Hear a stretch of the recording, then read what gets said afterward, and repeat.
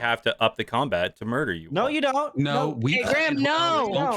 Don't be mad at us because of our big penis combat planning abilities. No, Just exactly. big old It's not being dick, mad. ready to go. I just don't. Planning. I Do don't not want you up guys to that. feel bored during combat, and I felt like that was I kind of like- bored for you guys I'm gonna because there tell was you- no No. risk of the Look, death. I like No. winning. It's Look, fine. I'm going to tell you, Grim. The only way to ensure that we're not bored during combat is to not make it long. Because combat in and of itself is it's dry. If it is, it's not your fault at all. If it's 50 fucking rounds, It wasn't penis 50 becomes fucking an rounds. any. I'm out of it.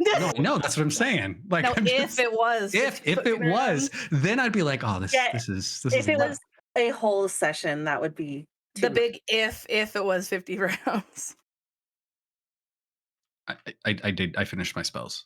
I'm a To be fair, Yay. it was a full session because there was half of one session and half of another. But Yeah, but I wasn't there for Hello! the first half. and it was 2 combats. Yeah. It was 2 combats. Yeah, because it Kinda. was the big fuck off dude was just the second half. first off, I'm going to say I Goblin enjoyed it. Tuesday, Cryo, Rainbow, Alpha, hello, and everybody else out there in the internet. Welcome back. We're here at another session of D&D after the group murdered a dungeon. They actually did do that. We freed it from its conquistadors, right? Yeah. Truth. Mariah, Some motherfuckers are out there trying to bring colonization to our dungeon, and we said nay. We said Nay No. on this thee. Verily, in quite such We form. said nay. Yes. Oh no! No, absolutely. Hold on a second. Wait a second. This not. is so important. This is so important, guys. For those of you who don't remember, Splendor probably knows. There's an episode. Yeah. Way back at the beginning of our campaign where Grim talks in a horse voice. And Yeah. Is it so great? It's so good. This is the first I'm hearing about this. Oh my god, Oh, man. it's so good. You got to find it. I did not On the talk in break. one horse voice. I talked in 3. Yeah, you did. Yeah. I need this in my life. I need to go find it. I'll dig this up. It's to- gonna be in the stables in Corston sometime before we left. I want to say it's right before we left Yeah, because you had Oh. to pilot Just Dan and you wanted Yeah. to make sure that you were chill. right. It was it was literally like the day that we left, which might not have been the session that we left, but I'm so fucking happy about this. I get to watch that shit later. I interviewed. We had there. I used to Look, if talk you to horses scrub all through the his time. clips, you might find it because Okay. we did clip Maybe. it. It might be in Grim's clips somewhere. Oh, I will. I don't I will know. go for it. And to be fair, whenever you say you were leaving a town in a session, that's usually like a 2-session ordeal. Yeah. That's why I And said- we're quickly on the way out, and Grim's like, "Here's an NPC with something to say to you," and we're like, "I guess we gotta listen." Tell us your whole life story. I don't know. Please tell us your whole Oh. life story, oh wise NPC. Yeah, but Yeah. that's why I said it was the day we left, but not necessarily the session we left. No, that's Oh, right. man. The day took 3 sessions. That's probably correct. Oh, I'm so All happy right. this exists, though. But let's roll that dice. We know we don't got Splendor. We know we don't got Farron. So it's only down to 3. Fuck. I'm so Rolling my new scared. dice. Just the 3. Hell yeah. of us 4. You can doing make it if we recap next try. week. Let me see. 4. 1, 2, 3. Compton. Ah. And he's not even here. Yeah, It's fine. nah. He'll know. But He'll come back. Oh, yeah, by the way, you got to He'll feel recap it next in week. his soul. He He'll can probably kill still us hear all. us. Oh, yeah, yeah. probably. He's like me, can just wander around in the void with his headphones on. I But know, I wanna- with I wanna that, new headphones. let's start that recap if I can find my button that I do for recap music. Bam, bam, found it. Do it. Do it. I don't have the whatever. Okay. No, I do. So this, I don't. Well, I don't see it in our group chat. Shut up, dude. All right, listen. Yeah, she's not in here in our chat. Oh, she's What not. is it? You're right. Yeah. Yeah, no. Ah. You guys. Look at me. Okay, go. Go. Okay. So last session, guys, it was session 69. Nice. Yeah. Isn't that great? Ayo. And there was little to no sex in the entire session. know. Kind of disappointing. It was There was a disappointing. little. There was I a feel little like towards the end. Grim There was did a that little on towards the end. purpose. Grim Can I was- just kept us say in it that was like dungeon the on best purpose. session for me. Like probably the best session. Yeah, you took that I away. guess I got recap. Yeah, go ahead, do it. No, next. Anyways, okay. Yeah, session 69. The session started literally mid-combat, y'all, if you guys don't remember. Big Fire Guy, I forget his name, and Draken Yolindal were fighting back and forth. Fire Guy defeated. He's gone. But That sadly, motherfucker had a name. I don't remember his name. Are you kidding me? It's important. You're important. You're referring to Thanks. big fire guy? Yeah. Big fuck off fire guy. Didn't have a name. That was not Mandrith Van Velvet anymore. That was a different thing. Oh, Yeah, we're that was a doing big- this now. It's not That was a Elam in big the thick- box. That I was a get big it. fuck That's off fire, fine. dude. But hey, That's fine. our friend Yolindal, the dragon, he's gone too. That's really that's actually really sad. It was bad. So much happened in that. I hope to God you're not just saying he's gone. Maybe I should do the recap. I'm just kidding. I mean, he's dead. He's gone. He's deceased. He's no longer with us. Compton called upon Trevor to help Yolindal pass over, but after a teary-eyed goodbye, he left behind an egg. There's an egg. I'm gonna make soup out of it. The fuck you are. Fuck right off. Compton also destroyed Yeah, the right in that room, ramen. so we can't go back into the book? Question mark? Maybe, probably not. Yeah. can. Also, hey, Kyla picked her magic school. She picked the red, right? The red. Red. The red, yes. Elemental- The red My school. school. She went The red to school. the red school. I went to the red school It for red was people. elemental in combat. Yes. I watched this. I should know this. I don't. No, you're right. You're right. You're right. Okay, cool. A ring also was found. The ring of clear thoughts, which gives the wearer immunity to charm and fright, +2 intelligence, and psychic resistance. And then, at the end of the session, right before Rashawn and Farron got it on, that's a little bit of sex that we had. Rashawn told Farron that Kyla wanted to speak to him. Because, I mean, I'm not supposed to know it technically, but Kyla's having some brain issues. Sounds like she's having an aneurysm when you say it that way, and I think it's different. I mean, You she know- might, I'm the healer that's not the healer. So I'm Clearly. here to heal. If I go up to, oh my, okay, never. You know what? No, We're gonna give her- no. All She's- these healers gonna- that didn't save our dragon friend. We're Friends. gonna get a. We're gonna Three get of a these lo- motherfuckers could have saved our dragon friend in the We're middle of gonna- the I night. Never helped! once We're gonna- tried. we're gonna give Kyla a lobotomy. So here we go. Healing in 5e during combat is actually super ineffectual, and there's no way that they would have outpaced the damage Fire Guy was putting out. But okay. Yeah, he was. Thank you. Thank He you. was fine. That sounds like a cop out. It was his time. No. You guys could have just thrown a magic potion at that motherfucker. He for his skin. That's what dragons do, right? Yeah, what if the two people who had potions would have done that, huh? Should never give me a potion. I won't use it. We'll need it for later for the next time Yolindal dies. Stab myself in the throat because I had one of the potions. And you were the healer. Wild. Fuck, right? That sucks. Okay, that recap over.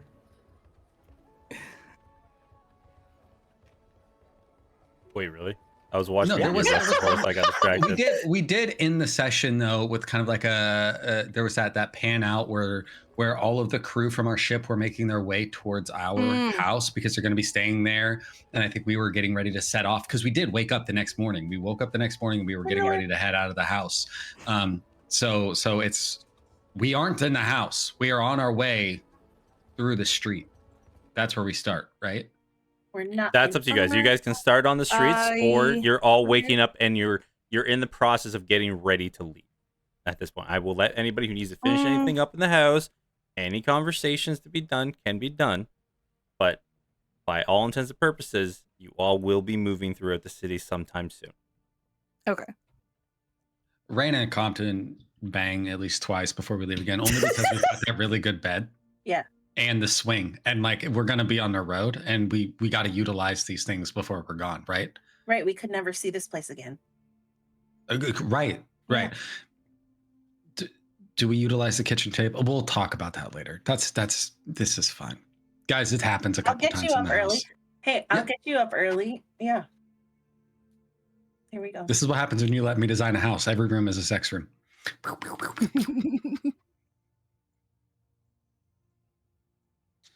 I vote for being on the road. There's no reason we need to be in the Yeah. house. I agree. We got ready. We're on the road. And unless there's any further business that needs to be concluded imminently in the morning, I think that That's we are. why good I'm to go. asking, because you guys did Yeah, talk yeah, about that- something. that's So fine. I Look. Yeah, I'm fine with that. you guys are My fine hitting the infinite road. wardrobe. The You're- long you're rest. muted. Grim, you're muted. This man. Don't be mad at me. You're so handsome I when you think he's furrow mad at your me. brow. Am I muted? No, You you're were not. muted for a second there. Oh, okay. Sorry, my microphone was my button was being weird. Okay, so everybody's good with just heading out. Yeah. Wanted to make sure. People were saying other things at the end of last session. I want to make sure everybody is able to do what they want. Compton wants to So- leave this fucking town. Not wrong. This town. Uh, All right, hang on. So- Before I hit it, we got a long rest. Yeah. Yes. Yeah. Yes. That's how we leveled up. Otherwise we wouldn't have leveled up. Okay, Yeah. No, just yeah, making sure. I wouldn't know Because that we you have guys level we up. have had to wait several sessions before leveling up before. Mm-hmm. Okay. So, as you've all packed up, said your goodbyes, given the tasks that you've needed to your house workers, you've informed them that your crew will be arriving sometime today or within the next couple of days. Their names, their descriptions, so that there will be no issues when they all arrive. You head down through the city of Shaw Garden. Because it is so early in the morning, the streets though are still lush with life, but not full of the chaos and hubbub that it is normally when it's about midday. You all feel that dampness in the air as you're still right beside the ocean, and as you progress over the bridge down to the lower quarters of Shaw Garden, you all know that you're heading towards the caravan. As they announced on the job board for all those who are going to be signing up to go help in the city of Crane, where you would all be meeting. Pull up the map that you guys doodled on, because I don't want to erase all the doodles because they're No. thoughtless doodles. I like no. If I had said no, you'd have been like, "Shut the fuck up, bro." Those are ours. You said it, so it's good. So as you all head down to the coastal shelf, you all go to the barracks that you've been to once or twice. Once, where you met your original contact, Anvin Ellison, and helped him figure out what was going on within the city. He hired you all kind of as a hush-hush, semi-deputized part of the town guard, but not officially on the books. As well as Raina, not even a day ago, maybe a day and a half ago, did a test trial of some new weaponry for the town guard. Very successfully, in fact. And as you all approach there, you see probably about 6 or 7 caravans that are slowly getting loaded with equipment. There's some food that is being packed up, weaponry that you see. Probably about 2 of these wagons look like standard town guard who have been going inside of them, getting ready to ship off. But you see a plethora of all different type of people, some dressed in more robish attire, others in maybe lower end adventuring equipment, probably new people out to make their name. But the caravan is slowly but surely filling up. And you see the town crier once again, who is calling for people to sign up to help in the city of Karain. Once again, next caravan for the next 6 days will be leaving within the next hour and a half. Everybody and anybody who wishes to get wages to help with the siege of Karain, please enter the wagons. We will be leaving shortly. Sign your names, registry, and your money will be provided. What do you all do? Go up. sign the ex-cons. Hold on a second. You're just gonna walk up there and put our name on the list like we're not special? Well, I feel like we got to put our name on the list if we want to get on the thing, in the wagon. Yeah, but I mean, maybe we could talk to this man. Fuck, we're gonna end up talking to this man. He's gonna be stuck here all day. No, okay. Yeah, maybe just put the name on the. Do you think they're gonna put us in the bad cart, the one with the wonky wheel? You know what I mean? The Well, I'll one. just write the ex-cons for the good card. Oh, that's not how you get the good cart. That's how they put you in the bad one, right? You go up there and you write, "Hey, we're the ex-cons. We want to ride the nice one." They're gonna put us in the bad one on purpose, and then that wonky wheel's gonna make it so we get it, like a bad back. Okay, well then I'll just put ex-cons. Can I for Walkie humbly Wheel. suggest that maybe the best way we get the cart that doesn't have the wonky wheel is to not put ex-cons? No, yeah, you So should that put the feels full like name. maybe- Like the expat contingency Oh, would be the okay. appropriate way to put it down because we're being official on the form. You see the official with the paper. Hey, you can really sign whatever you want. I just need how many of your band is together. If you want a specific wagon, really, you just have to pick which one is not full at the moment. If you're going to be bringing your own wagon and such, well, then you can ride in your own wagon, of course. But Oh, I see we what will you're- providing. You are trying to stall us so that we get into the bad wagon. I'm just gonna quick write the expatriate contingency 5. I never. It Let's gives go. you the paper. We really should have brought our own wagon. That's what I'm thinking. How long You till we guys set left off? our wagon elsewhere. Yeah, but we can Raina, buy a new roll one. me We're a not D. poor. Roll me a D6. 1 to 2, good wagon. 3 to 4, okay wagon. 5 to 6, all the wagons are filled up, and you're getting the bad one. Fuck. I will roll. It's a 1, you guys. Hell yeah. Oh yeah. Yeah. You see, he's doing the paperwork. He's slowly going through, but as you guys are talking, Raina is just like rapidly signing all these stupid pieces of forms and just going crazy on it. Throws it at the guy, runs up, and then you guys can sit in the wagon. You see another group of adventurers just like, oh, they move back a little bit further to another wagon. You got the one that Oh. probably was actually specifically commissioned for this caravan. That was maybe built like a couple weeks ago, if anything. That's why you should really get on top of your documentation. Look, you can't be an adventuring group if you don't have a scribe. They really should learn how. You got to write well. You know what I mean? It just fucking hurry up and sign things without reading them. That's the trick. Yeah. Actually, don't fucking do that. You should read these things because some of them be contracts and you don't want to find yourself in a If you situation. had But them, yeah. we would have gone in the bad wagon. The thing about it is I can just erase my name from things, so I don't worry about it so much. Is Raina our scribe? I mean, she was in this instant, mostly because I like watching her write things. It's soothing. There's like a penmanship. Look, I'm not going to lie to you. The letters are funky because she didn't learn herself her letters in a proper, but it's still pretty. It's the motion. It's very fluid. Sure, I Look, just it's felt not like maybe weird. We had somebody better suited to that. He mimics the motion that Compton makes to summon his book. Oh, so because I'm it's the just guy me, with I the guess. book and the quill, I have to be the guy with the book and the quill all the time? Is that what you're telling me? Are you putting me in a box, If he writes too Rashawn? much, it'll fuck up his wrists. Yeah, and I need that And for he other knows. things. See? As you're all So having this wrist health conversation, is very important. you kind of see the back of the wagon starts to like tip just a little bit. And you see this big half orc man just like, oh, this is a pretty good. Yeah, just let me scooch in real quick. And like you barely have enough room left in your wagon. You see he does like the push to kind of like fit his butt in, and it's like either you get sat on or you slightly shift over. I don't like this. This is too. It's a hi. Hello, my name's Compton Weller, a member of the expat contingency. We call ourselves the Ex-Con. Who are you? Pleasure to meet you. I'm Rob. Rob, part of the Rob Bull Rousers. Yes.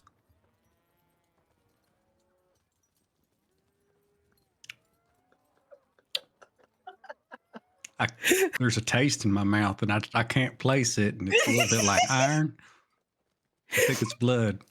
I don't know what's happening to me in the real world, but is your name Rab or Rob? Because I'm going to tell you, both of them feel like you said Rob at the same time.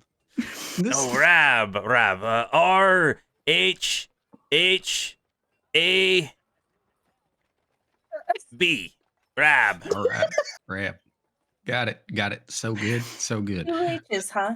2 H's. It's really to make sure that you're enunciating the H well. Did you pick this wagon mostly because it had room or because we was in it or yeah? Yeah, 'cause I can No, tell it you was that the there's nicest looking no- wagon. Oh, There's no like- room. There's no room. This is It's a very still nice right. wagon. That is why we picked it. Yeah, it was the best looking one. So I saw there was a little bit of a space in between the wall and that feller there, so I thought I'd just scooch in real close. Okay, that's fine. Look, we can all make friends on the road. Rap, I have a question for you. What is it that you intend to do out in Crane? You a puncher? You a magic user? What you do? Well, I have this axe that you see here. Kind of like tries to pull it out of his back, but it's so tight now because he's in here. He's like, oh, no, I'll maybe show that later. Oh, I'm gonna get some coin. I heard that there's some mercenaries and such who have been coming down from Crane and causing trouble in Hillfire. So, deal with those fellas. Yeah, make a name for myself. Hold on a second. Compton's You already hearing have this. a name. It's Rob. Well, no, but he mean. I see what you did there. That's actually pretty funny. Hold on a second. Look, Compton's aware. The Raina confused. Are these people? Are they not being informed fully about the threat that they're facing?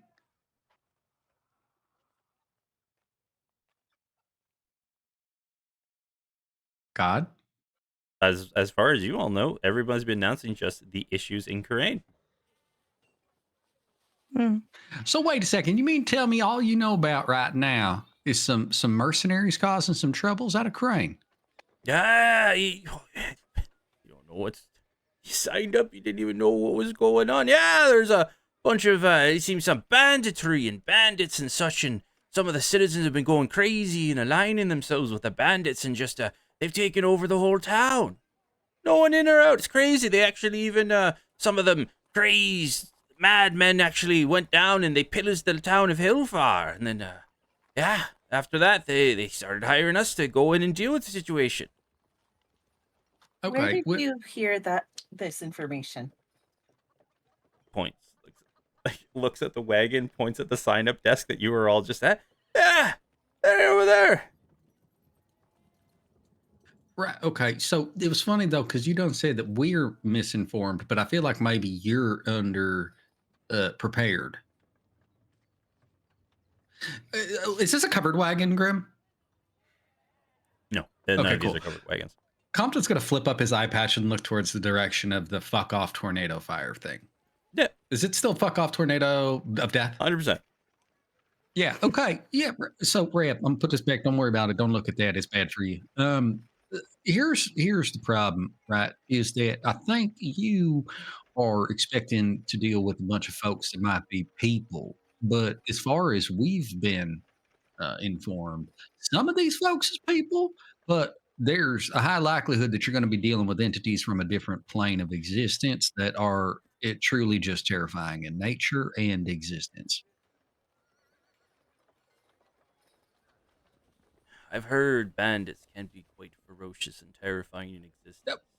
Yeah. Nope, that's not what. I think just like maybe forget the whole bandit premise altogether. It's not that. Well, I feel Well- it might be irresponsible of us to completely dismiss that there might be some bandits. It's just that there's a bigger problem to deal with. Sure. But Yeah, I did yeah. include. I said that there would be some people that were problematic, right? But I mean, I'm just it's in connection to this other problem, which is a tornado of death in the sky that you can't see because you're not missing an eye through magical means. Roll me a persuasion check. A persuasion check? Yeah. All right. Okay. Persuasion's +9. We like a +9, which you need when you get a 10. So I guess I'll take a 19. Kind of looks and stares at you for a moment, looks at all the rest of you all. Looks over where you're kind of like looking over when you say ever death tornado. He's like, So what you're saying is that there might be more interesting thing than bandits to murder. Fully, 100%. Yes. Yeah. I I mean, don't. interesting is a creative way of describing them. Yeah. Well, as far as I know and what I've been told, and I'm old Rab here, pretty well informed guy if you couldn't tell. All I know is I'm getting paid to do a job, and I damn well am gonna be doing it. You know, it could be bandits, it could be, a nightly order that's gone insane. It could be, rabid wolves. It could be, and he goes An off on orphanage all that's these just been things. on for too long.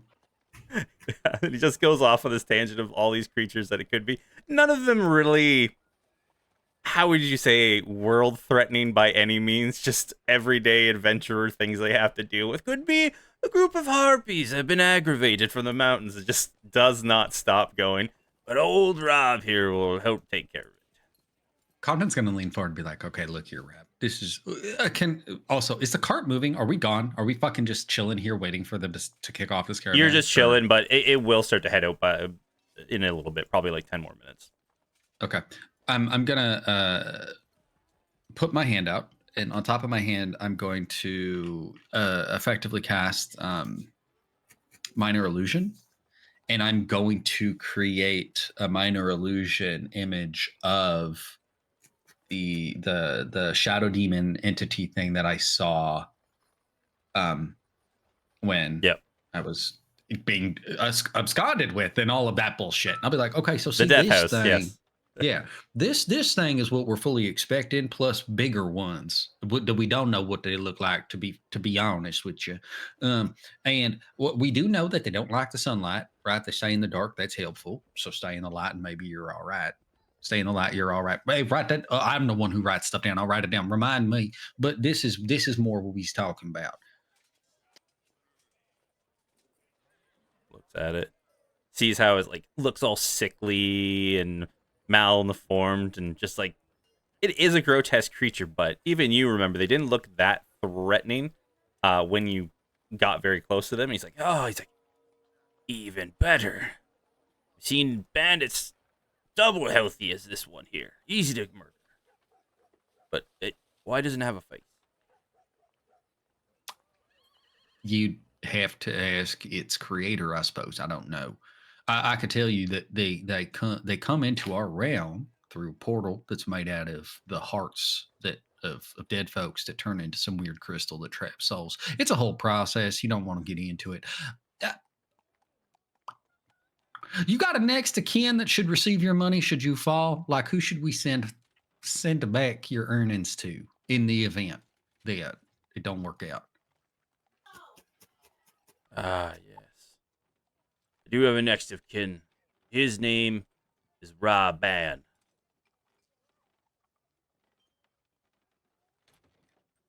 twin brother. Your twin brother's named Raban. Yes, my mother was not very well versed in names, and she saw and named me Rob, and then when she's like, "Oh, there's another Wan, so I'm gonna name that one Raban." Was your mother's name Rebecca? How did you know? I can't. I don't know. I went out on a limb about it. Just figured. I love it. Actually, this is so great. Well, I'm gonna get some shut-eye for old Rob here. You've got a long way to travel. I didn't want to take up your time too much. I'm just gonna. And he kind of stretches out, and whoever's beside him, he does the legs spread out and really touches up against yours, and all right, leans against the wagon and starts to close his eyes. Do you think Rob's eyes are closed at this point?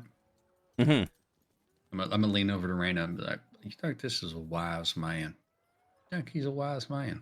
Because I could turn him into a chicken, take up a whole lot less room." I mean, that seems preferable. Yeah, but it's one of them things that you'd want to ask a folk about. Yeah. And then we'd be responsible for a chicken because chicken just kind of wander around and somebody else be liable to eat the chicken. I don't Well, want maybe fucking something a little bit more like heartier that doesn't get eaten a lot. like to a be- turtle. To be fair, he didn't Turtle soup. ask us to join us.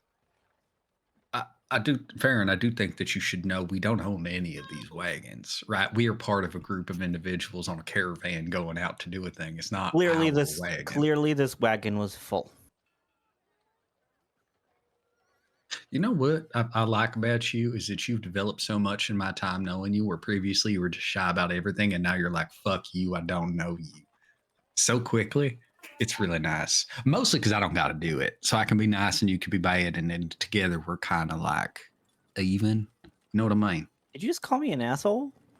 Yes. But it's a good one. I like your asshole. So it's fine. You what? It's a good asshole. That's what he said. Yeah. Thanks. How far is this place? Is we going to have to sit in this fucking cart for 3 days? You know what? I can just ride a horse now that I think about it. I do have a horse I could ride. Yeah, you're gross one. Wait, It I don't doesn't know. have to be gross. I let it be what it wanted to be, but I could choose it to be something different. You want it to be different? I'll make it pretty next time. No, I mean it doesn't matter to me. It's a better horse than any of the real horses.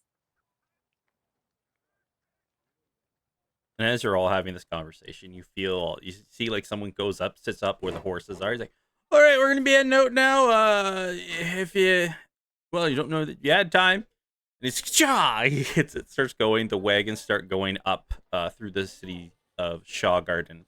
You all go through the coastal shelf, up past the bridge, seeing where the burn mark on the other bridge is, where the assault happened. Go through the clifftop district, head out through the main gates, and start heading on your journey. You know that you have about 3 days till you all get to Hillsbar. Is there anything you all want to discuss or do anything as you travel these 3 days?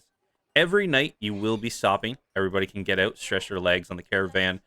You see that there are 4 of the caravans are actually like filled with people. And then the other 2, there's one that is provision, so everybody who is a part of this will be able to go there and get a meal. And then the other one is like a weaponry and armor and everything like that for people who maybe aren't as equipped as they want them to be when they first signed up, but are helping provide for the expedition. Can't say the word right now. Expedition? Expedition. There it is. Exhibitions. Expedite. I'm sorry.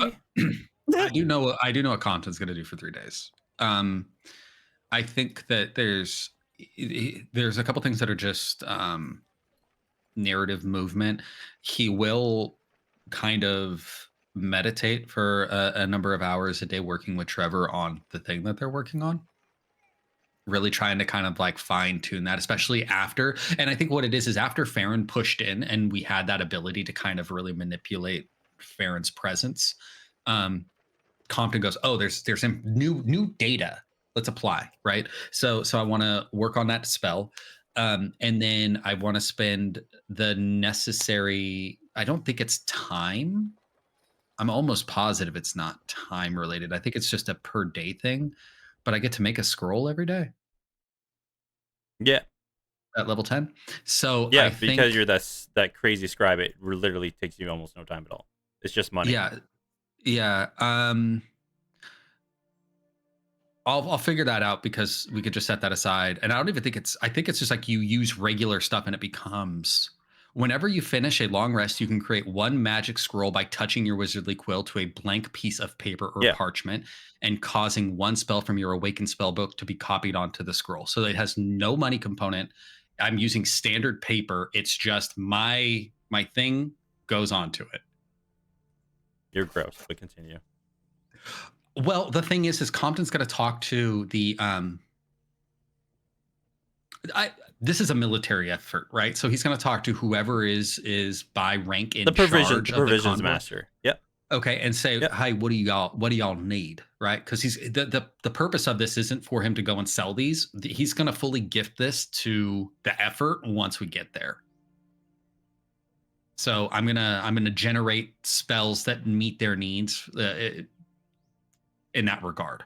Yeah, and the quartermaster will inform you. Mostly, what they're going to be looking for is not offensive too much, more defensive type spells, utility type things.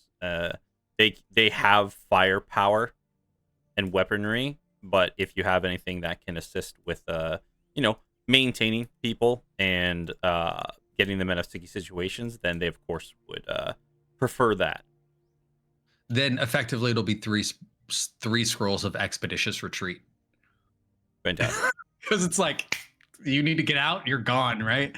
So he'll do that, and then the last bit is he and he probably does this in the evening time around the fire when they're eating. He is going to like hang out with the egg. You know what I mean? Like he's gonna take it Yeah. out the bag and he's just gonna hold it and he's gonna talk to it. And he's and I think what he's gonna do, and this is so fucking stupid. Guys, Sit on it. no, you fuck. He's gonna tell it stories As like a about chicken, not a sexual way. little. You know what I mean? Like he's gonna be like, you were the darkness. You are the, he's gonna really start feeding it all of this. You are destruction incarnate, all of this shit. Yeah.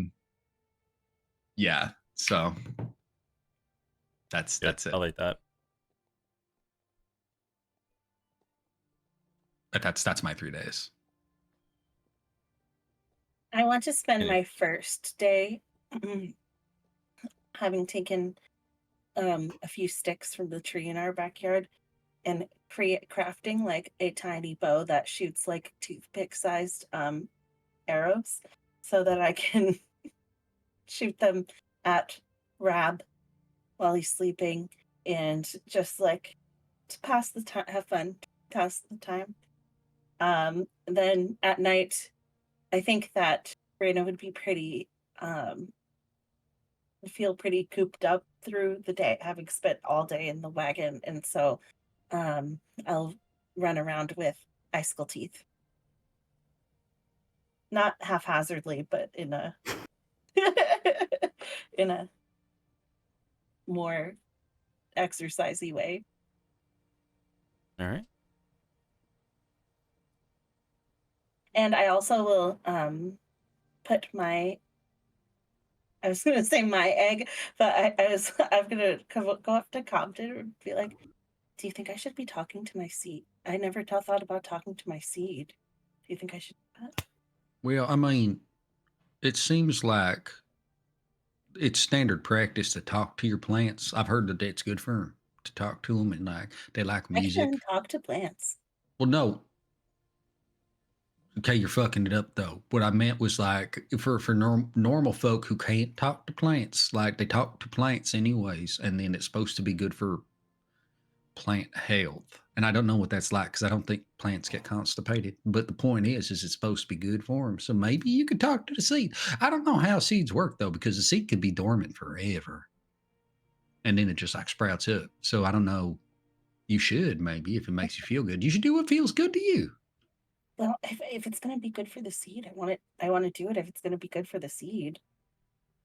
Here's a way to think about it. Would it hurt it? I don't think so. Well, if it ain't gonna hurt But it, you're it could telling only it all help it. sorts of stories. What if I traumatize it? I could hurt it mentally. Hold on a second. You telling me this seed has a mind? Wait a second. What? Oh, this come from the running trees. No, from the borean tree. Oh, the big fuck off one. Yeah, I Yeah. recall that. Yeah. Oh, that one was a thinking tree. Yeah, I mean, traumatize a bit. It should know that people are dangerous, I suppose. Yeah, that's Like true. protect yourself, tree. Mm-hmm. Mm-hmm. Okay, all right. Raina's gonna sit down and cast Speak with Plants. And just whisper to her seed. Are you in there? Seed? Hello? I don't As think it's you gonna talk to you back. whisper to the seed, you hear not a voice from it, but you do hear the sounds when you back where you were in the forest. The rustling of the wind through the tree leaves, the calmness when you were in the nicer parts of the forest. Mhm. And you don't hear a heartbeat, but you kind of just hear like a pulse of Fey energy because you are in tuned with the Fey. So combined with like your speak with plants and your Fey heritage, you kind of feel like that magical burst of Fey energy kind of pulsating out of the seed. You can tell it's missing something. Oh, I hear you in there. Sounds like you're doing good. You just keep up that calm energy, seed friend. And I'm going to plant you somewhere real good. You're going to be the best tree. Maybe your name will be just Tree. And you'll be the best one. Callbacks.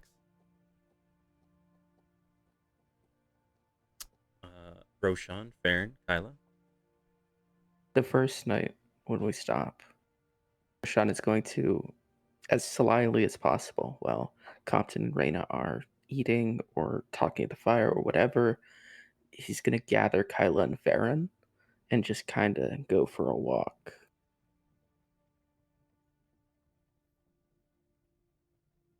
Yeah, and 'Cause as he you're has a heading out, responsibility to fulfill. as you're all heading out Oh. for that walk, you see Rob going, "Where the hell do all these little toothpicks come from?" Running off into the woods.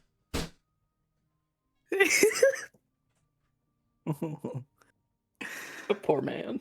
Oh man. I would love it if Reina had like the perception to see them sneaking off, but then it's coupled with Compton's insight, and so he just thinks they're gonna go fuck. Just fully. Like, it's just like, oh yeah, they're Damn. set. Yeah. I hope they have fun. Damn. Yeah, Roshan, as you gather them all Yeah, up. so all head off. just take us all a little ways away from everybody. So, looking at Kyla, I talked to him and he seems amenable to the plan. This is, I don't know. We didn't talk about when you wanted to do it. Don't have to do it right now, but this is a matter of like letting you know that we are ready whenever. Yeah, no, I appreciate that. And as we're all standing there talking, or we're still walking, I guess, she's noticeably kind of like wincing and like rubbing at her temples a little bit. Like she's got like some sort of like headache or something. I get the feeling that I could provide us a quiet place to do this, if you wanted to right now. Fair enough. You're up for that? Absolutely. Yeah, but what if somebody comes along like while we're in the midst of it? Nobody's going to, because we are going to be, and he's just going to look for like a shrub off to the side of the road. We're going to be right in here, and nobody will see us. In the shrub? Yes. Well, it kind of. He'll pull off the lamp off of his hip. I think maybe I could bring you in here. Oh, It's something I've been working on for a while now, but I just, when I woke up this morning, I was like, oh, I feel like I could finally do that. Don't know why. well, I mean, whatever works. I mean, I will say right now that it's going to be a little bit of a mess, and I'm sorry for that. But if you would all just here, take my hand. You take his hand. I'm really Okay. sorry if this feels jarring, because I don't know. I've become used to it, but I've been doing it for many years. And I will, with sanctuary vessel, after placing my lamp in the shrub so it's hidden. I will with sanctuary vessel pull all three of us into my lamp. Okay. Easy enough. Once again, for you, Roshan, very simple. You've been doing this. It's second nature to you at this point. But for the rest of you, you've been through dimensional hops, teleportations. It gives you a little bit of a sickness, but this one is not as disorienting as the other ones you've been through. It feels like you've traveled, but not to the extent of those other times. So the room that we end up in is fairly small. I mean, it's not like it's big enough, right? It's a 20-foot radius cylinder, decorated kind of sparsely, and the colors are muted. The only real thing of note would be the bed, which is huge and very luxurious, and also on one of the walls is a portrait hanging of a woman sat in front of a city skyline. Sorry, it's not, like I said, it's a little bit of a mess. I haven't been here to clean it for a minute, but here we are. Wow. It's perfect. Yeah. Get yourself that's- comfortable. There are pillows, etc. Table there. Whatever. I don't know how we do this, actually. I've never had this done to me before, so I don't really know either. Farron That is was going. something I did want to ask you, Kyla, because I don't know how this works. Really? Do you? Is it an always thing, or is it a sometimes thing? What's been going on, you mean? Yeah, because I don't know if like you need to be thinking about it for him to pick it up, or I don't know how that works. I guess it would also be a question for you, Farron. I don't. I mean, this would be the only, like, the second time that I've done it, and the first time was an accident. So So we're all kind of figuring it out. yeah, definitely. Mhm. That's fair. But is it? I'm sorry if this is uncomfortable, but do you feel it right now? Not the like anger part of it per se, but I had a really, really crappy sleep and my head is killing me. And it was because I woke up from a nightmare. Maybe that's something. I don't know. It was the same, my point of view, blood, all the crazy shit. So I don't know. Maybe I'd have to be thinking about it. Well- Farron, would that help? I mean, it won't hurt. I don't Okay. see. I did I have don't see why. I did have a thought, and it's maybe not a great one, but if it helps, I'm always willing to sacrifice myself for a cause in the manner of speaking. If you, That If was you- a terrible, terrible choice of words. Yeah, Roshan. well, it was a joke. You'll understand when I finish the thought. You did little bit of a violence. Maybe it would help. And like I'm pretty hearty actually. Like I realize I still look like shit. I'm still so tired, but I can take a hit as well as I ever could. So maybe if you just like punch me in the face, that will help. I'm fine with that. Like I said, it's whatever. So, It's just like right here, pat his cheek. How about How Farron's about- gonna She's not gonna Farron like cut me. Farron is going to give Kyla a pillow. I think that Farron's it doesn't- method is a lot more reasonable. I don't want to punch you in the face. I think maybe that's part of the problem. What, that I don't want to punch you I in the am face? nothing if not a solution. A walking solution. That's what they call me back home. That's a terrible nickname. I don't think. I mean, if Rashawn's up to it, Kyla, the choice is yours. It's just If a I'm- real quick little bump, and then it's done. If I'm punching him, I'm not punching him in the face. I'm just getting No, that punch out me anywhere. there. That's fine. If I do anything, I'm not the face.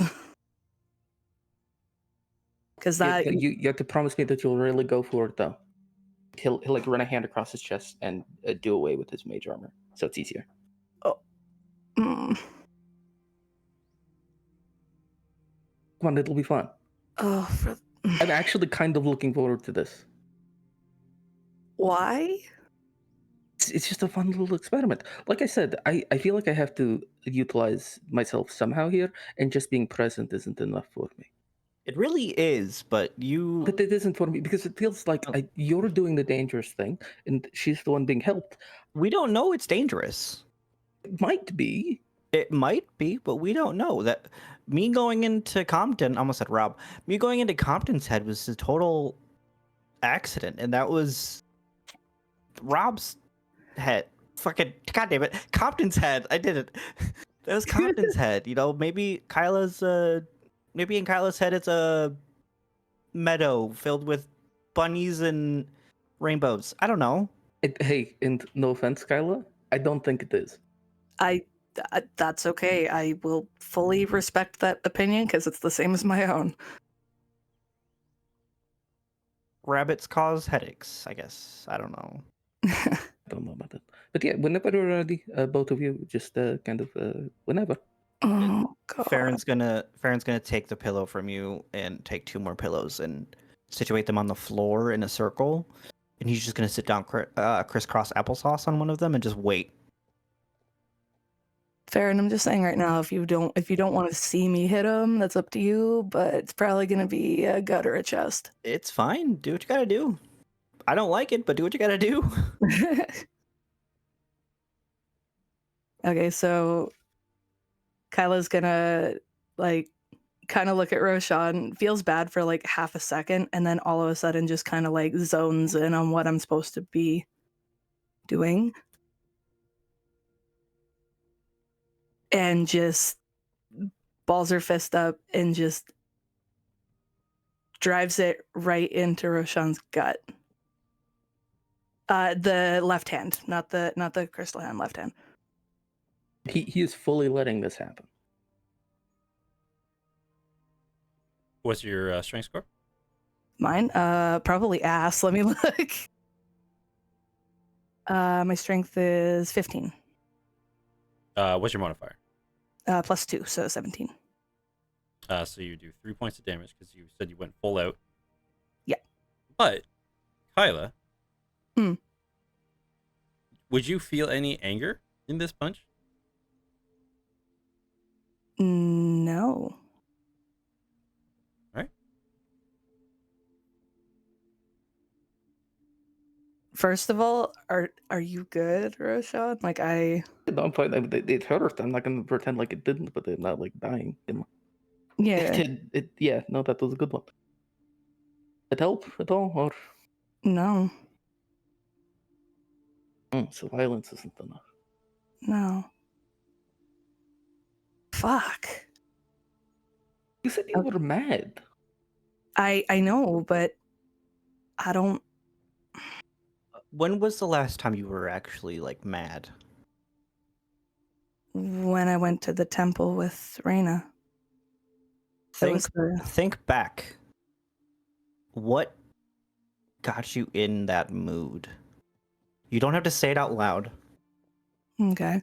Just think of the situation and kind of harness and recall your emotion in that time.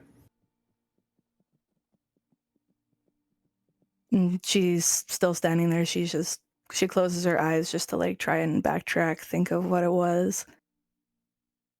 And then it hits her what it was, and she actually like starts to feel a little bit of that like irritation, not full-blown anger, but like irritation, annoyance. Again, not full-blown, but just starting to get there. Knows what it is at this point. Okay. I know what it is, and I'm getting fucking irritated just thinking about it, but I know what it was. So there's that. Okay. What next? Both of you sit down Okay. on the pillows. Okay. Sits down on one of the pillows, crisscross applesauce. Sean does as well.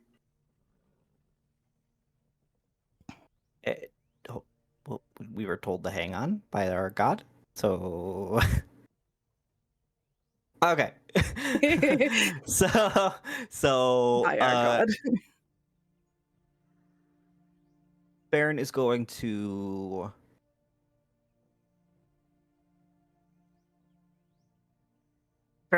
place his hand on your shoulder, Mhm. Kyla. Okay. And he will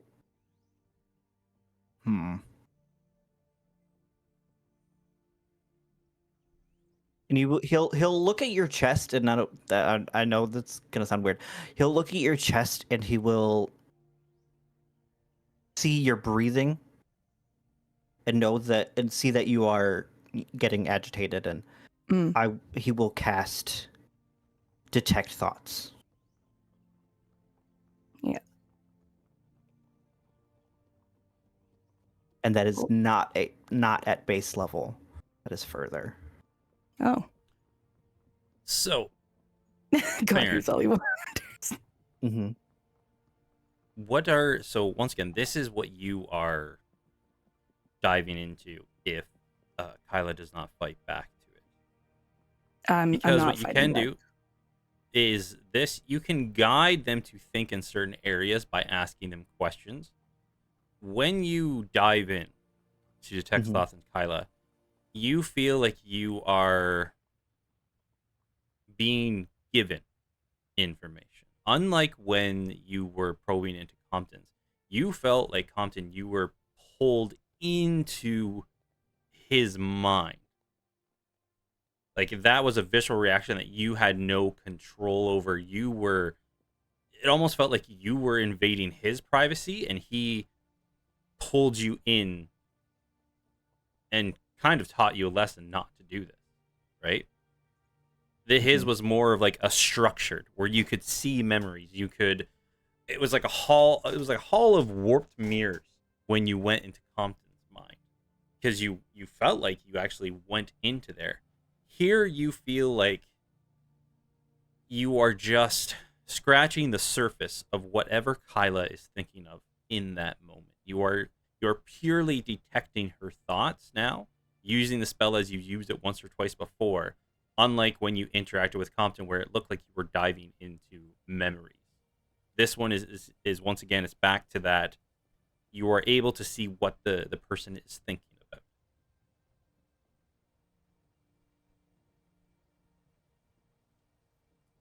Can I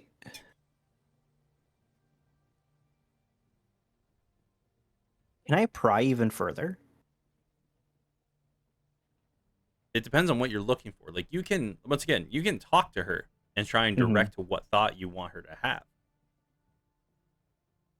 Oh, like ask me questions and stuff. Okay. Okay. Yeah, because once again, Farron, it's very different. Farron is not catatonic. Mm. This is a Mm-mm. conversation. You are like relaying the information back to her and processing it as she's having it, but you are fully cognizant of what's going on around you. It's just like you Mm. have another voice in your head right now, Farron, relaying information as you're looking for it. Imagine like you're reading a book out loud. Gotcha. Okay.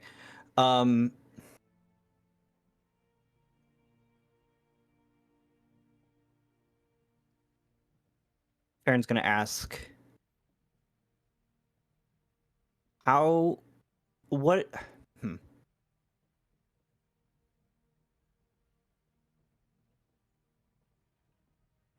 Farron will you're gonna hear in your head. Mm. Open your mind. Think of the thing that makes you so angry. Think of your past. Try not to close anything off.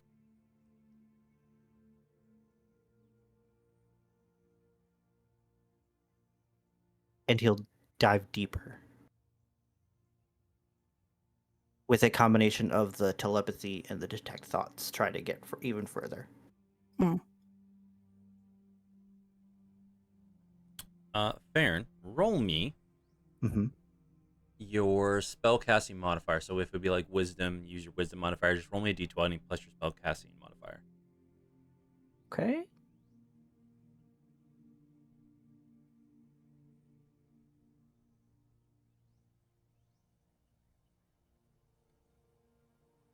$19.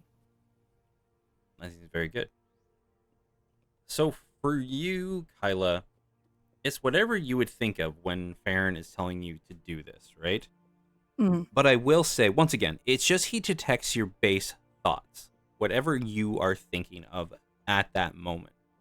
But with like the telepathy and him kind of trying to guide you through, trying to talk you into whatever you're trying to rethink of, you're able to maybe shake something loose that you're repressing purposely, that maybe you've always known is there, but you're kind of repressing it. But a lot of the fogginess, I would think, is it's up to you if it would still be kind of trapped inside of there, because he's just making you think a little harder about your own memories. It's whatever you feel Kyla would be focusing on at this moment, because it's your thoughts.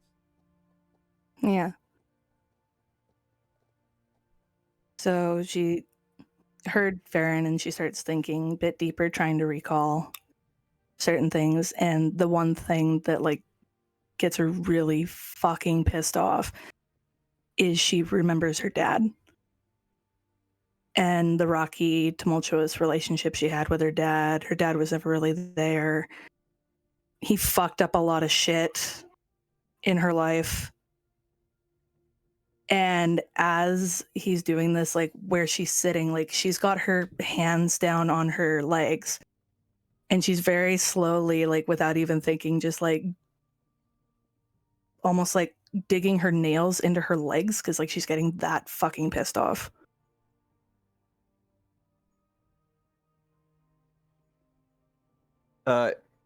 Question for you, Grim. Mm-hmm.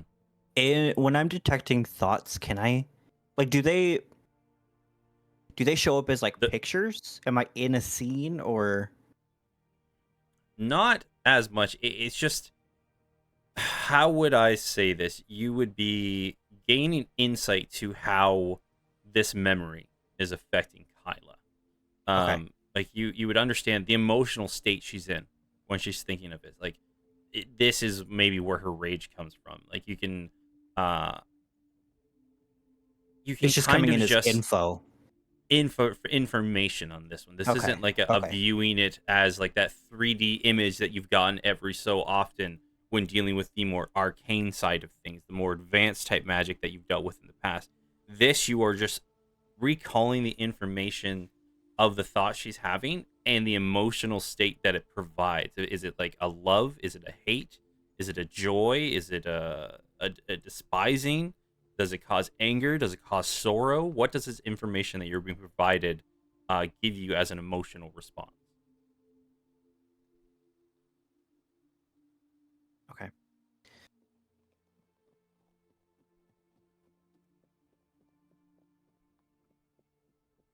I'm getting a sense that Kyla, you and your father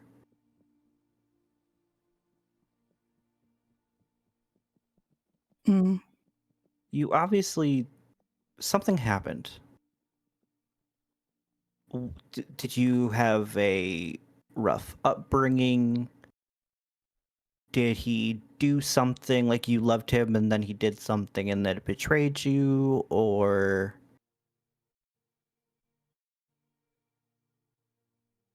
And then she's still thinking about it for a minute, like she's trying really hard to like dig into her brain to try and remember like anything.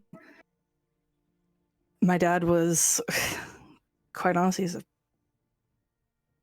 and she's trying to find the words, but again, like she's so like fucking irritated. He was just never really there, and then we've been estranged since. My mom, and then as soon as she says her mom, like she just stops for a second and like looks down and kind of her like she's not angry anymore, she's kind of more just like taken back, and her breathing's kind of like almost like anxiety kind of breathing, I guess.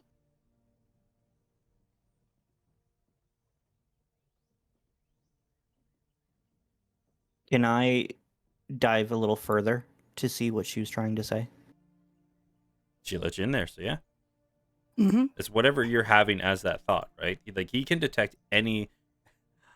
Kyle, you can't hide a secret from him right now. You let him into your mind, so whatever No, you're no, no. thinking, he detects. Oh, I know. Okay. She's just like, You don't have to say it Yeah. out loud.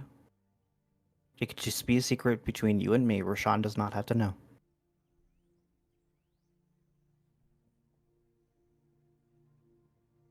no. So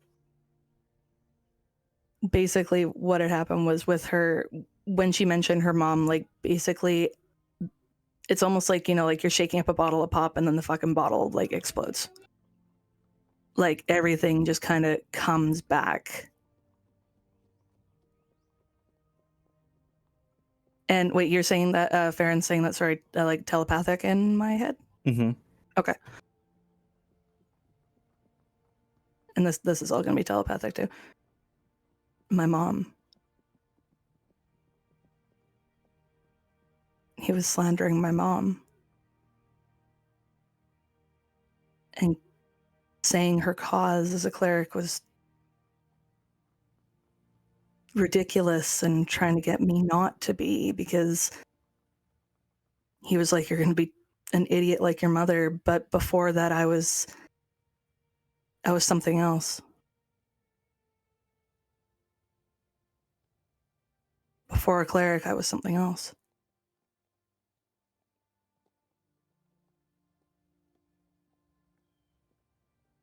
What were you? Fuck, it all makes sense. Fuck. It all makes sense now.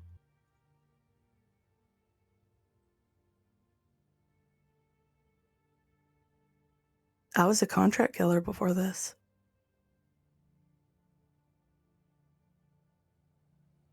Hmm.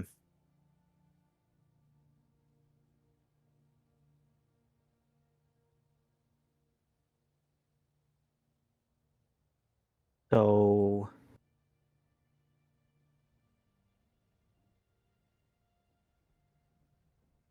how long have you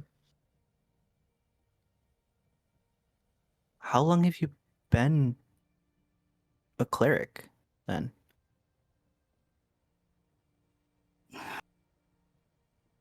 Probably since my mom passed, so maybe it was then that I just repressed it. But I just remember my targets being fun to play with. And I know that's fucking sick, but I enjoyed it. And there's still a part of me that, depending on the course of action, probably still will.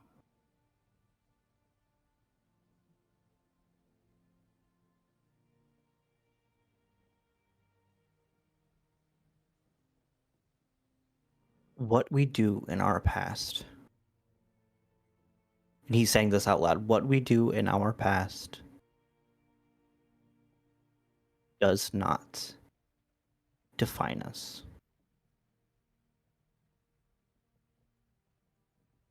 Yes, it is the choices that we have made. But it is not who we are.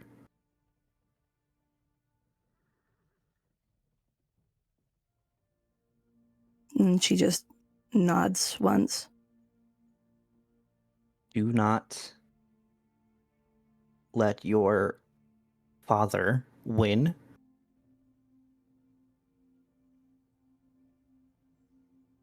Remember your mother. And know that you have us to help you along the way. And then while he's saying that, like, kind of tears up a tiny little bit. Then you mentioned mom.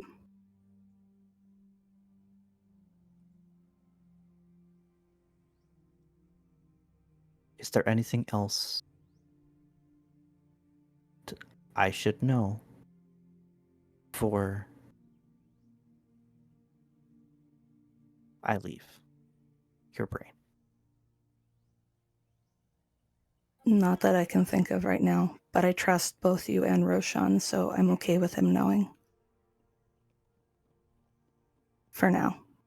And then when things get to the proper time, then I'll personally explain it to Compton and Raina. Because you guys are already in this deep with me, which I appreciate. And I will ask one last question telepathically. Hmm? Did you kill your mother? No.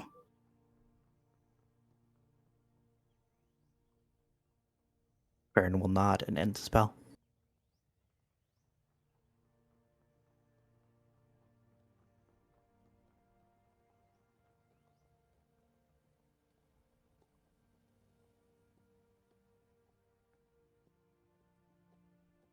How do you feel? I'm just kind of like, is like wiping away, like trying not to cry because of memories of mom, but also like almost feeling relief that she knows where all of this shit in her brain is coming from now. Relieved. Emotional, but grateful because this needed to happen. Yes, it did. And again, know that you have us behind you. And if you ever need anything, if we need to do this again, we can do this again. Okay. And Farron will go in for a hug. Kyle accepts the hug.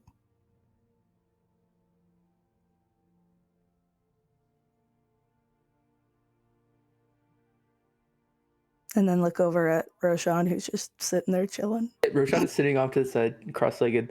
During the course of your brain adventure, he has, through several casts of Mage Hand, poured himself a glass of wine. So he's just sipping on a flaming cup as he watches you two. That's fucking amazing. And so Kyla looks over at Roshan, kinda with a different, like, she seems more relaxed in a way, but also, like I said, like more relieved that happened. It almost feels like, you know, like I said, now she knows where all this is coming from. So Is good?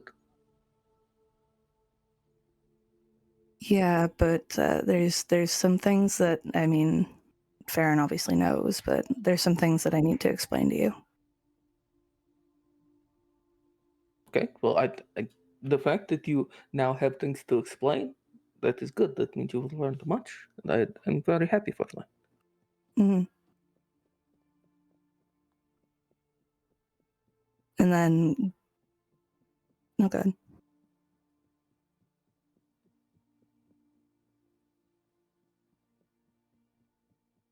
Okay.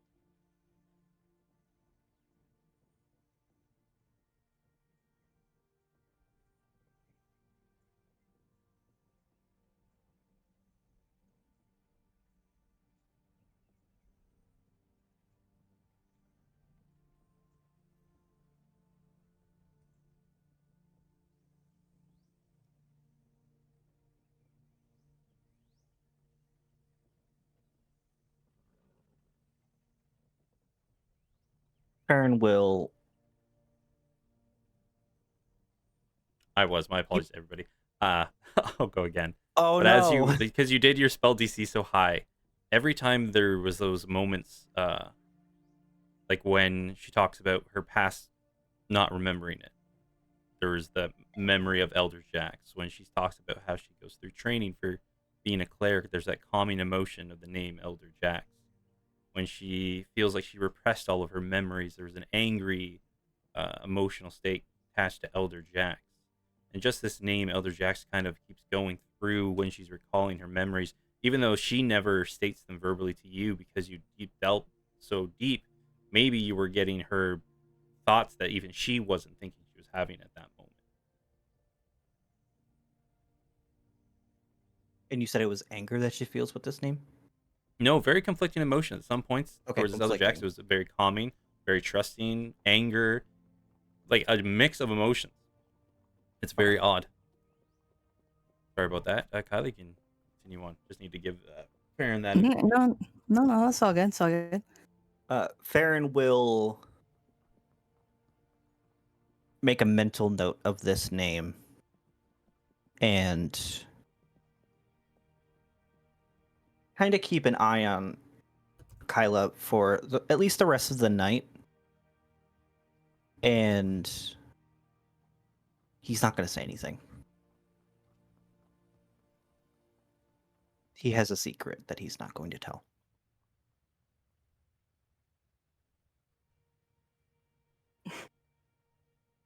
And so Kyla goes ahead and basically explains everything to Roshan that her and Farron went through in her head. And it doesn't leave out anything, basically the exact same recalling that her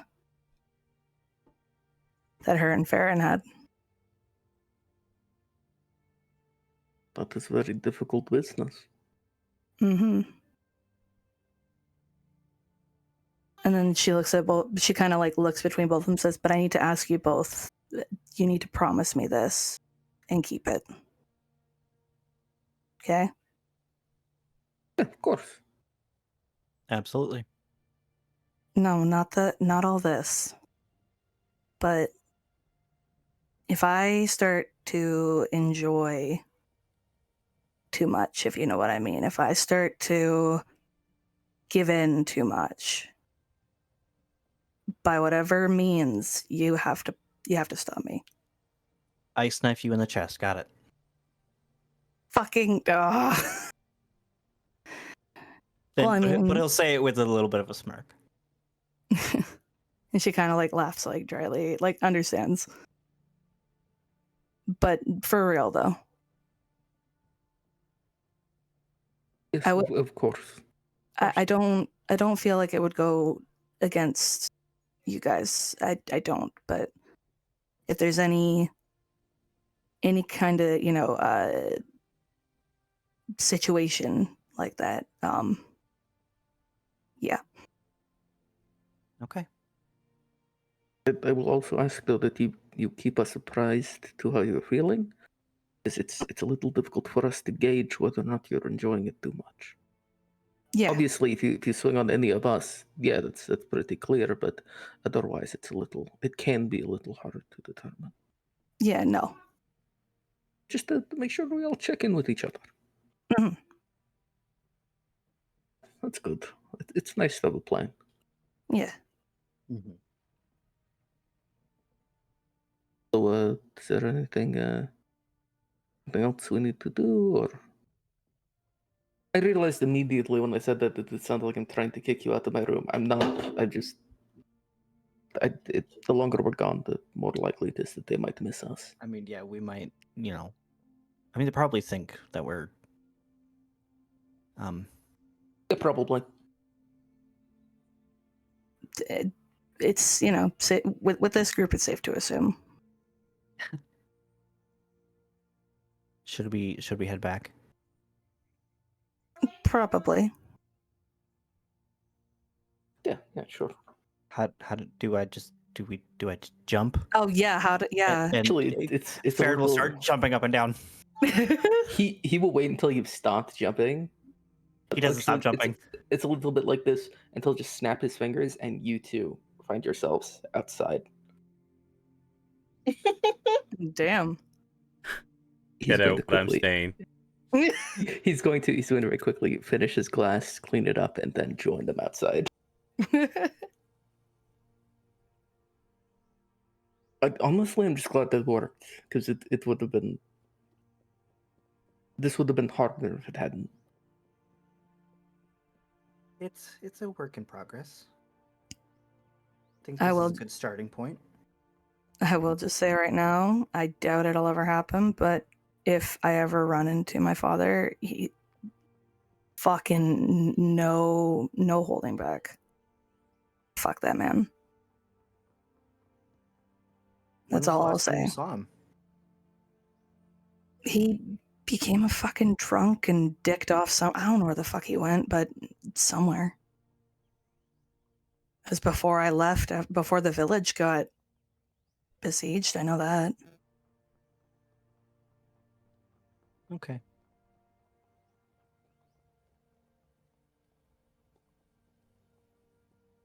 And Farron will give them both a wink and walk back to the fire that they are at. Yeah. I like to think that Farron giving them both a wink just means he blinks. Yeah. One wink for each. One wink with one eye. Yeah. With each eye. He goes,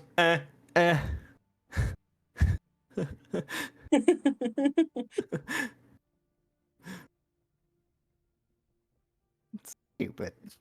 So dumb. I love it. So fucking dumb, but amazing. And as the days progress, because there's going to be multiple campfires you all can sit around. Mhm. But does anybody kind of explore the caravan over the days, like when you have the downtime, or does everybody just stick to themselves mostly? I'd observe people from afar, but I wouldn't go introduce myself, but that's just that would probably be me too, honestly.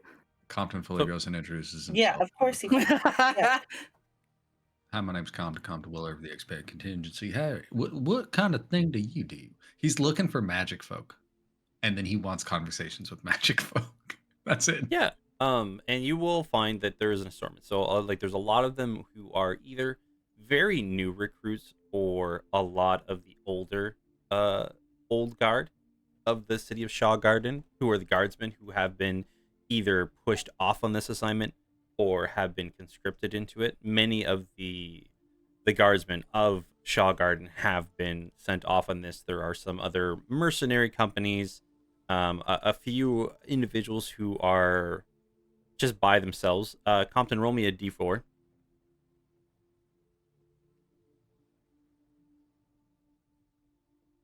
A one. A 1. You're going to find one magic user in this entire caravan. We'll say probably about a little bit older than you, fellow on there. Semi well dressed. You can see that he doesn't probably have a lot of money under his belt, but is mostly sticking to himself, going through his book, making sure he has all of his reagents ready to go. And when you come up and approach, yes, my name is Barnabas. Pleasure to meet you. Fellow magic user, of course. I can see. Yeah, no, yeah. How could you tell? Is it the poncho? The poncho gives me away a lot. Well, mostly the general aura of magic magnetism that us magic users have amongst ourselves. The way you say that makes me think that you think we're better than others. No, just we have a general understanding of how the arcane works in the general, and he kind of like sees you fidgeting a bit. Kind of see him fidgeting a bit. We usually like to keep ourselves busy when not performing the arcane. I get so fucking bored, right? It's kind of boring. Like, man, this one time I was on a boat for so fucking long, and I was just like, there's nothing for me to do. So I just wrote a bunch of spells for my friend. You can see even like while you're talking to him, you can see his foot like going in the dirt, like scrawling things out as you're having this conversation. Like, yes, yes. When you can process so much information at once, it's very hard to just focus on one task at a time. Yeah. So you out here to kill some monsters? Then is it the point, or like how? Why are you doing this bit? He kind of looks around, and all of you, kind of who have been like walking around and listening, but not really introducing yourselves. A lot of people are under the same assumptions that there was some type of mutiny or overthrowing, or there is civil war that's happening in Korean that a lot of people are talking about, and it's spread out to now this region, which is Hillsfire, which is one of the towns within this that's governed under this region, which is a part of Shaw Garden, and that's why they're getting involved on a larger basis, and that's what a lot of the people are seem to be in the understanding. But Barnabas, like, I don't. I felt it. There seems to be some type of arcane energy coming from this direction. You can almost taste it upon the wind. I've been looking into it, and there's been talkings of and sightings of oddities that have been swirling around the region of Korean, but they talk only of banditry and civil war. But I've heard of. Leans in real close. I've heard that a couple of months back there was actually talk of undead monstrosities a little bit to the south of Korean, and I don't know about you or me, but it's hard to ignore that connection. Like, I may sound insane, but it's hard to ignore such oddities. Compton folds his arms under his poncho. Right? You know what I'm talking about? Mm-hmm. I'm folding under his poncho. He leans in. He brings the brim of his hat low so his eyes are shaded. He goes, you know, if you look hard enough, you can see that aura you're talking about. It's just right there. I can and I'll flip up my eye patch and I'll look in the direction of Crane, and is it getting bigger? It's gotta be getting bigger, right? Because we're getting closer. I'm like, it's right there, actually. Yeah, it's there.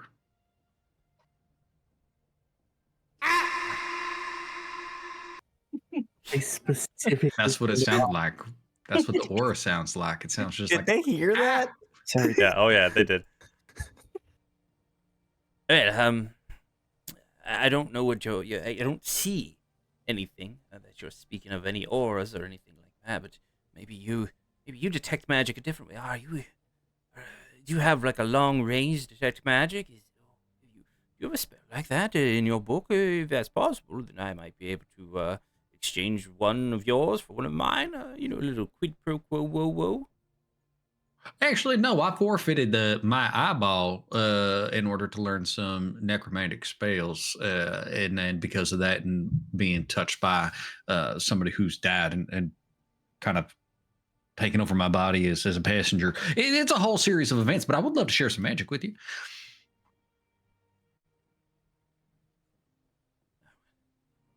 You're saying you sacrifice a part of your body to perform some type of necromantic ritual to gain untold powers, you say?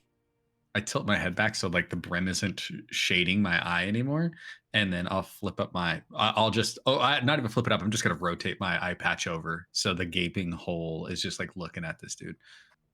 He looks the at you, and gross it's stains. not a sight of grossness. It's like a fascination. He's like, interesting. Do you mind if I? And he like reaches his fingers up towards it.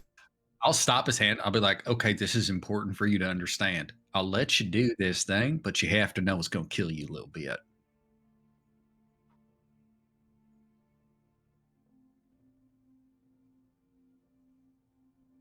Okay, I'm gonna go low. Okay. Pursuit of knowledge is just so very. He takes his finger and he puts it in. As soon as he puts it in, you feel like that rush, and you like this is like a high for you. at this point, Compton. You're just like you just feel this sensation of life being pulled into you. You've had like drugs, right? Fingering your This is hole. this is a I know. bad thing for Compton. Compton, I need you to roll me a wisdom saving throw. Uh-oh. Is Treasure I'm guys. Trevor gonna come out? Hey, friends here at the table and viewers at home. I'm gonna let you know. I hope I fail this. I am so about a campaign full of me convincing motherfuckers to put their fingers in my eye hole. I'm so about this campaign. Oh, This is no. not a punishment for me. Hold on. Okay, wisdom. Mm-hmm. Okay, so the dice says 7, but I think my wisdom. Let's see what my saving throw for wisdom. It's a +1, so 8. It's an 8. Jesus. Oh, hi, Trevor. You're gonna create. No, it's not Trevor. Compton. You feel a high, like a really good high, and you're riding high right now. And you don't pull away even when you see like this man starts to go a bit pale. He sits there longer than he maybe should. It takes him a while to actually like retrieve his finger out of there, and you see like his hand has gone a little gaunt. The skin has almost like suctioned to the bone, and he's like shaking all cold. No, I don't think I very much like whatever that is that you've done there. Sorry to have bothered you. You don't want to wait. You don't want to trade no magics no more. Look, I thought we had a good time. I told you. Look, I told before. 1, I enjoyed it. 2, I enjoyed it a lot. 3, maybe you'd like it if you did it again. 4, we said we was going to trade some spells. Yes. Roll me an intimidation with advantage. You're not trying to intimidate, but he feels intimidated. Oh, this is sexual. Okay, hold on a second. Intimidation's +5. That's wild. Oh, with an advantage. 2 dice, y'all. 2 dice. Okay, so that's a 5 and a 17. So 17 and 5 is 23. 22. 22. Oh yes, and he like puts down his one hand, grabs his book with what is his not dominant hand. You can tell. He's like, I have a couple here. He kind of goes through, and yeah, let me random wizard spell generator. Random. I have this one. I use it for the apples that you guys have that you don't use anymore. Thank fucking God. These apples are dangerous. Oh no, I found an apple. Oh god. It's like, yes, you can have this one here. This one might be of use to you. I don't believe you would have had it. And he will show you the spell Erupting Earth. Oh. Well, okay, yeah. What would you like? I got a whole bunch. No, of it's quite all right. I'm just copy that if you. He looks at you. He's like, however, I'll sit with you if however long it takes, and I'm fine though. I don't want anything from you. Oh, okay. Are you sure? Compton's gonna reach out and put his hand on this gentleman's shoulder. Jumps a little. Okay. This bastard, this fucking hooligan. I'm gonna pump 11 points of healing into him. Yeah. Just be like, no, it's okay. Look, it's all right. You're okay. It's fine. Are you sure you don't want something? I don't want you, walking away empty-handed. No, it's quite all right. You've shown me more than enough. I thank you for allowing me to look further into your the way you're able to detect magic. It was quite insightful for me. Thank you. Yeah, okay. You're welcome. Look, good luck to you out there. If you need anything, make sure you remember your pal Compton Weller with the ex-cons. That's all of us over here. We're a bunch of shit bricks, but we hearts of gold is what we've been told. You're gonna see that Farron is not there. Compton doesn't see that. The fuck, you guys have to remember, he's not. Yeah. He's Not On a good day, he can only perceptive see half of us. yeah. He gestures wildly to where he thinks you are. It's a different group, okay? Like he fucking he does. He's like It's expat like another contingency, and you see like Riddle there's these two guys who are just like roasting wieners over. They're like, huh? Yeah, he's not. Boo. Okay, but I got a spell. I like that. I wrote that one down. When Compton does do the gestures over, because he turns around and gestures. He never put his eye patch back. When I turn and I kind of like catch glimpse of like all of these people that are traveling out there. Am I seeing Nope, shadow people? no shadow people, no auras of death or anything like that on any of these people. Not even like hints of them. This has been a pretty lively caravan. You see a lot of people because of they think what they're going to do. A lot of people are very excited. Like, yeah, we're gonna liberate a city from just bandits. Screw bandits. We hate them. You know, it's yeah, these guys suck, and they're very excited because they think that they're walking into a very low level threat. A lot of These poor fucking saps. Okay. All right. And I leave Barnabas over here feeling. Look, guys, he made that choice. That's on him. I don't feel bad about it. Nah. I told him it was going to kill him a little bit. Yeah. Anything else anybody would like to do on your last couple days of travel? I would need someone to roll me just a D. Actually, only D10 will do it. Just to see how the weather is when you guys all arrive within the city of Hillsfire. Can we have green cloying fog? Is that in the list? I can make it. I know exactly what you're referencing. Good job. I did it for you. That's for you, I Daddy. rolled a 4. For the Ford, an overhang, cloudy day. You probably had rain on your second day rolling into the third, but it's overcast at this point. A little bit brisk, but nothing too clawingly terrible. No real interruptions to the caravan whatsoever. But if there's anything else anybody wants to do before they arrive in Hillsfire, otherwise we will roll into there. Yes, I do. During one of our rests, or not rests, but like, I guess travel breaks, whatever. I guess that would be a rest, whatever. Farron will wild shape into a weasel. And he will, when everyone's out of their like carriages and caravans or whatever, he will go through people's bags. Okay. Looking for any golds, anything magical, anything cool, anything weird.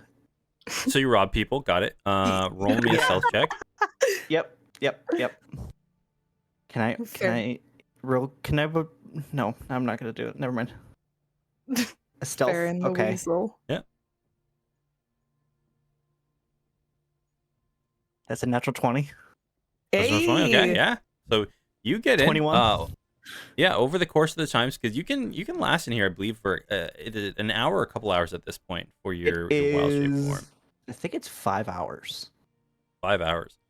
Well, at one point, so you're going around, and the thing is, like, whatever you have onto you, druids are actually master thieves because whatever they're holding onto them when they wild shape again forms into them until they leave. They're bastard people. So as you go into a caravan and roll me 3d20, and then roll me a d4. You're gonna want to get a 4. 3d20 and a 4. Yeah, so roll me a 3d20, roll me a d4, and you're gonna want to get a 4. So the first d20 was a 2. No, just roll them all together. I just want to Oh, total. all together. Okay, I'll just do it on here. I'll do it this then.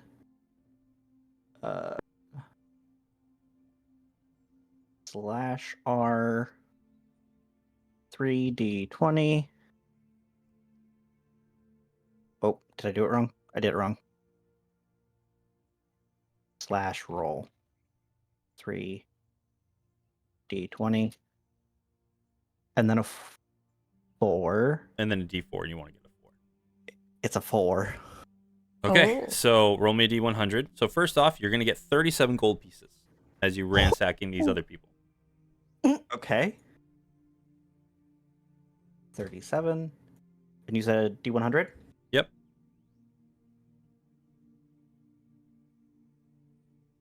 35. Okay, 35. 30.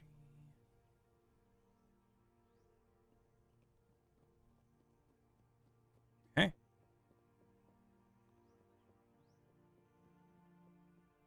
You find 1 mantle spell resistance. What was that? Sorry? Mantle spell resistance, a wondrous item. You have advantage on saving throws against spells that while you're wearing this cloak. Rewards for thievery. Yeah. As Compton's like Mantle. sharing back and forth between this mage and having like this in-depth conversation, you go to where he was in his caravan, go through his bag, and you find this magical mantle. Mantle of Spell Resistance. Got it. Yep. Thank you. We're going to change our Captain was name from the unknowingly ex-cons to the cons. Yeah. Because at this point, we're just killing these people who were already unprepared for their fight. So Yeah. going into this event, you're all going to start with a -1 because the overall feel of the caravan gets very tense as people notice that things have been going missing from their bag. Damn. The one mage knows that like Oh. one of his magical items were stolen, and they never figure out who the people was. So the morale of these soldiers before they even get to Hillsfire isn't good. -1 to what? Just everything? Hold on a sec. Overall? No. It's just a Nope, broad this is just -1. It's the I'm broad gonna- -1. I'm on team Baron for his crimes if we find out that he did it. I'm assuming, Farron, you don't tell anybody. No. Yeah. So Smart as you man. all roll into Hillsfire, just the caravan's tense. It was never found out who did it, but people know some of their stuff has gone missing. Like they know 37 gold pieces is something people will notice going missing. A magical item going missing, it would make sense. They have no idea who did it. No one comes forward. But do they ask about it? Because here's the question. Do they go, hey, have you seen my thing? They ask about the people are asking, hey, did you go into my wagon? Did you steal some of my stuff? Did you steal some of my gold? Everything like that. You hear Compton is a nosy individual, so yeah, at one point you'd hear that the one magic user is looking around for like his magical item. But whatever Could you would I- do with that information. You're muted You're again. muted. Motherfucker, Compton. I'm not gonna press it. Compton's not gonna offer out there. But if the guy comes up and is like, "Hey, I've lost my magic item," Compton very well will be like, "Well, I can locate objects. Like, what's it? What you talking about? What kind of item is it?" D100 high or low. Always high. Always high. Always high, baby. Always Yeah. high. He's like, D100. as soon as Compton is the one who approaches them and asks them about locating the object, he's like, "Oh, it's not that it's not that big. It's not that big of a deal. It's quite all right." And like looks at Compton kind of like side eyed and it's all right. It's all right. Wanders off back to his caravan. I think that night Compton he's laying there with Raina, and he's like, "Hey, babe, do people not like me? I met this man the other day. His name was Barnabas. He was a magic man, and I was like, Barnabas the magic man, Compton the magic man. We should be friends." And then he asked questions about my eye hole, and then he asked if he could touch it, and I told him he was going to kill him a little bit. So he said, "Okay." He knew what he was going in for, and then he put his finger in my eye hole, and it felt real good for me. Like I felt full of vigor and life, and it was wonderful for me. And he kind of died a bit, but I told him that was going to happen, and then he just started being weird to me. And then today he was saying that he was missing some item of his that was magical, and I told him I could locate it, and then he acted like he didn't want my help. No, I don't think that people dislike you. I think that guy in particular, he just sounds like a dum-dum. So that's a his fault thing. Yeah. People like me. Yeah, of course. Okay, I Well, feel I like bad you though. best, though. Well, yeah. Look, yeah, right. but I don't take that for granted. I work for that every day. I'm never going to stop making you like me. But you They're having this you good really work. intimate conversation. Rab walks by. Yeah, like you've been helping me trying to find this creature that keeps throwing these little small picks at me. He looks at him and like a real sense of anger towards whatever these Rab? things are that have been assaulting him. It's Rab. It's rude to talk to people while they're snuggling and you're not a part of it. So please leave. Shit. Sorry, but you're like you guys really aggressive snugglers. It's really loud. Sorry. Walks away. Yeah. Go Do somewhere. you think he would have if I'd let him know I was inside you right now, he probably wouldn't have said nothing, right? I don't I care can if smell he it. does. He walks away. I fucking can't. No, I think we're awful people. Yeah. I think we walk around being mean to folks for no reason. Who was I mean to? Hold on a second. Time out. Here's the thing. To your credit, finally, you weren't mean to anybody. Dana was very mean to Rob just now.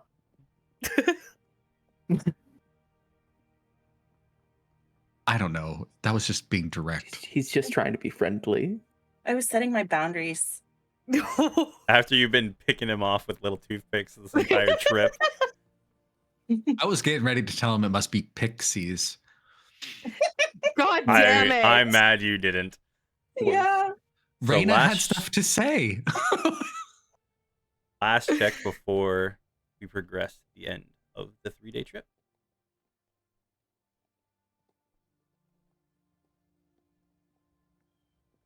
No? I did my dues. All right. I got nothing. I got my brain searched without a lobotomy. We're good. So This time. I was the about to say end- thank you for concluding my statement. The last day, I'm going to ask Compton for just a little tiny piece of paper, and I'm just going to write on it, "Be careful out there," and then I'm going to roll it up on one of the toothpicks that I shoot at Rab. all right. Be careful out there with a little heart. Rab gets it. Can't read. Looks at it. Why do you taunt me so, creatures? That's on him. Should have learned to read. It's fucking amazing. As you all progress to the city of Hillsfar, you see in the distance there are a lot of half-built up camps that maybe have been torn down. Remnants of where people were probably just staying outside the city walls. The walls are not very high. This is a smaller village, but probably a medium-sized village, I would say, at this point. You can see like there is a church tower farther off in the middle of the village that crests over the city walls. You can see what looks like remnants of, you can smell ash in the distance of maybe there was a fire here a while ago. And the outside is strewed with what you've seen these before in your travels. Like they're ramshackle camps, either people who have already been through and gone into Crane, or people who were maybe displaced out of their homes and were staying here for a while before moving on. You can feel just the tension in the air is very thick, with even though it's summertime and it's beautiful weather, and just general time for more people feeling upbeat in the season. There's just this sense of kind of gloom and sadness that kind of permeates the area. You can feel it even as you approach through the scene that you're all viewing. And with that, we're going to take a break there, everybody. Huzzah! Yeah. I have to pee so bad. Yeah. Everybody, we'll be back in 10 minutes. Bye, everybody. Bye. Make a drink. Get up, stretch your legs, do what you need to do. We love having you here. Take care of yourselves. Bye.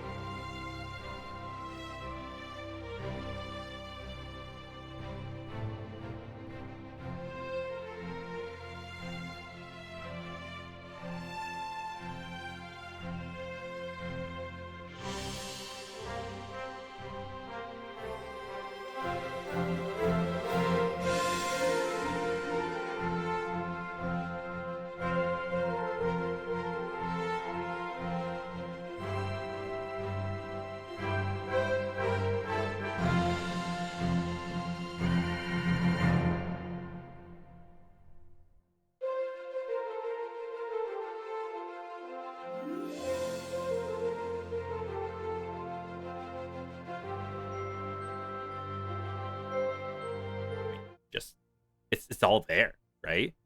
Yep. Yeah, it must be good to Hello. murder everybody Hello. in their bags. Bags of dicks. Yeah, Big old bag of dicks. yeah. Pretty much. Slurp them up. The bodies. I've just No, given do up. never. Fuck that word. No. Slurp on them. Ghost, shut the fuck up. Get them all nice and wet. I like that. Rob and I had that instinct at the same time. First of all, fuck both. I love you, but fuck both of you. You and I are the We're same friends. person, Yeah, just different people. You know what I mean? yeah. You know what you're about. This is We do. great. We do. Like, in all honesty, I remember when we first started talking about the Compton Raina thing. I was like, oh, this is going to be so weird. And it so quickly wasn't. And then it was so quickly weird about how it wasn't weird. And then I was just like, okay, this is who we are. The problem is that we just keep escalating, Yeah. and there's no one there to be like, Yeah, because like usually there's somebody else on the other side to be like, hey, we should probably stop. And that's not either of us. So I love that so much. Oh man. Sorry, Grim, go ahead. Hi. Mm. So, as you all finish the 3-day travel to Hills Bar, you see that the city is in tatters.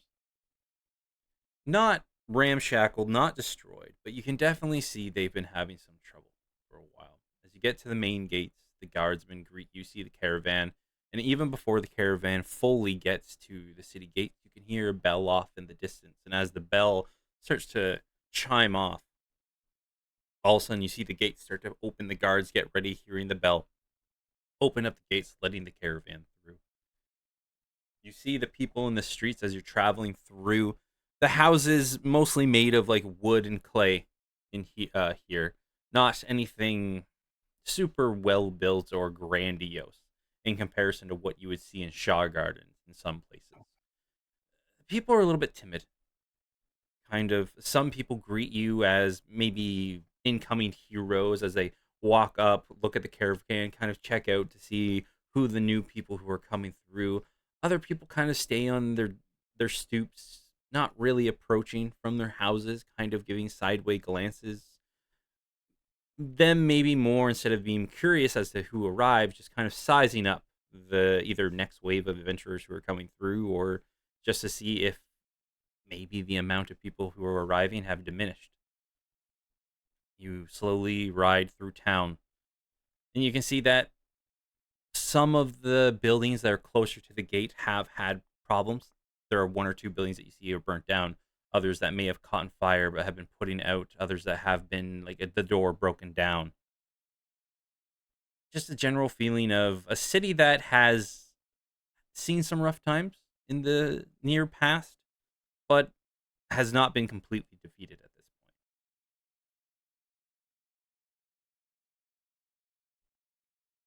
point. As you slowly push further and further into town, you kind of get to the main square, and you can see where what looks like to be the city hall building. Once again, the guards of Shaw Garden here with the blackened steel, silverish, with the black gauntlet on the chest plate. More are congregated in this position. The door to the town hall swung open. A little makeshift barricade kind of put up, but nothing too intimidating whatsoever. And the caravan kind of goes around the main city square and slowly starts to pull up in front of the city hall. All right, everybody, this is as far as we take you. Here, whatever battle plans are going to be going over, go into the city hall. They'll tell you all what's going on, give you your duties, whatever the next leg of the journey is going to be. We're going to be making our way back, getting the next batch of people that have been conscripted into this. And we'll see if you're here in about 6 days or so. We wish you the best of luck. And yeah, that's about it. That's the wagon driver. Compton will lean over to the wagon driver, be like, thank you so much for making sure that we got here safely. It was a 5 out of 5. If I could rate you on some kind of, I don't know, service would say, yeah, I would just put it there and then I'd give you a tip. But because those things don't happen, I won't do that. Well, do you know where Captain Ellis Anman is? Mr. Evan, yeah, he most likely is probably in the city hall. He's not the main captain on this one, but he's been mostly doing the back and forth between the city of Corraine and well, Hillsfire, as far as I know. So if he's back in town, he's probably in there. All right. Who's the main captain then? The main captain is Captain Demetrius. Name ring a bell? Do we know that name? No, I Okay. wouldn't say you'd know that one. All right, cool. Thank you so much. Safe travels back if you're already heading back. Thank you, by the way. No problem. We're just gonna do a quick resupply, make sure everything's good to go before we head back. And same here. If you need anything, last minute provisions. I know Hillsfire doesn't have much, but they do have odds and ends here and there. Good to know. I feel like I'm saying thank you too much, so I'm just going to stop. Hey, bye. Compton hops out of the wagon. Good talk. Look, hey, I thought it was fine. I would say thank you, and then he would say some more stuff, and so I didn't know what else to say. So I said thank you again, and then he said some more stuff, and then I was just like, well, fuck, I'm out of thanks. Well, I'm not really. You're never out of thanks, but then you say it too much, and it feels like you're not meaning it. So I Yeah, didn't want to have that problem. So I'd let him know, and then I said bye. I could have just walked away. That would have been worse. I feel. that's what I would have done. Yeah, what I would have been worse. I feel. I don't have. Look, when you walk away, you got something for people to look at. It's kind of like, oh, look at you. I've given you a gift. I walk away and they're like, why does this man have a shelf for a button? Can I get under it when it rains? You're both having this conversation. You see Rab is kind of at the cart driver showing that little note again and like holds it up to him, and you see those two conversing. You see he looks a little sad and he walks towards the city hall. Before Roshan gets out of the wagon, he is going to tap the driver on the shoulder and tear a page out of a sketchbook and present him with the sketch that he's been working on for the past 3 days as they've been riding because he's had nothing else to do. Oh, Here, hey, I well. think I cut your good side. My wife is gonna love this. Don't really have any type of pictures, portraits, or things like that. You can give this to her, and that way she won't get miss me too much when I'm gone doing this round trip. Thank you so much. Where are you based? Are you from Shogard? Yes, I'm born and raised in Shawgard, a little small house outside of the main walls. But this opportunity came up, and I couldn't pass up the chance. Getting paid just to transverse people back and forth pays well enough at least. Keeps my wife and kids happy. Here, tell me where exactly. When we get back into town, I'll do a whole portrait of your family for you. Oh, wonderful, wonderful. Well, we passed my town, just on the outskirts of Shaw Garden. Well, remember that taller building, the one little ramshackle inn? If you go 2 streets over to the west, mine will be. You can tell my wife likes to do little pigsies, little purplish, pinkish flowers out all on the windowsills. You can't miss it. You can't miss it. Who should I say I'm a friend of? In case you're out. If I'm out, but you tell him that their dad, Farden, would have sent you. All right, thank you. Oh, thank you. And your name, sir? Roshan Moran. Oh, Roshan, thank you very much. And he grabs your hand, gives you a hearty shake. Thank you very much. Kind of leans in real close to you. Just be real careful out there. We've been having to do a lot of these caravan trips here and there, and between me and you, we're getting a lot of people going, but not a lot of people coming back. All right, so be extra careful. Thank you. I appreciate that. Give him a big pat on the shoulder and leave. Gives you a big pat on the shoulder. All right, be careful. Be careful. I'll be fine, I promise. I'll see you later. All right. You all get off the wagon. Yeah. Hits it and starts to head off further into town.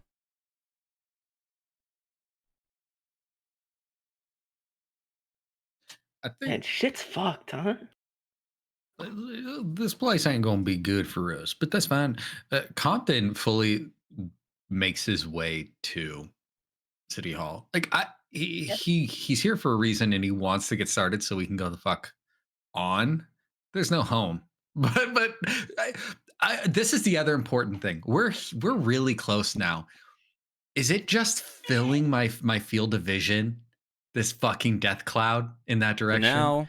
now where you are probably a day's travel from Karain. Where you all are now, there is this giant mountainscape to the east of you.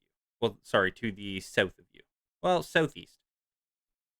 And when the sun hits at a certain day, it is almost an ominous feature in itself, as the shade of the mountains kind of almost like a creature reaching out and slowly cloaking over this town. For all of you, like, that doesn't feel great. It's a very ominous mountain, and as you talk to like individuals before coming here, you know that there is a very small trade route that runs through this mountain range into the city of Karain, which used to be kind of the ifto facto trade route before they opened up the sea, because it was very easy to pinpoint people down, check their inventory, and go before, the dwarves just abandoned this region. But for you, Compton, like, it's almost like you're choking on this presence of, like, the sky now is just starting to reach out as you look up. Like, before it was a long distance of like a tornado looking, but now it's just like a miasma floating through the air, kind of caressing over the top of the mountains. It's almost like fog is rolling over these mountains of just grays and blacks, and you swear at times you can almost feel like a like rolling over, like a noise, a presence that you don't know where it's coming from, you don't know what it is, but even for you, like, you understand it, you're able to comprehend what it is, but there's still just this, what is it? Where is it coming from? Why is this such a powerful presence in here? And you can see almost like the energy of the surrounding area. While this fog is rolling out, these tendrils of white almost are flowing into it at the exact same time.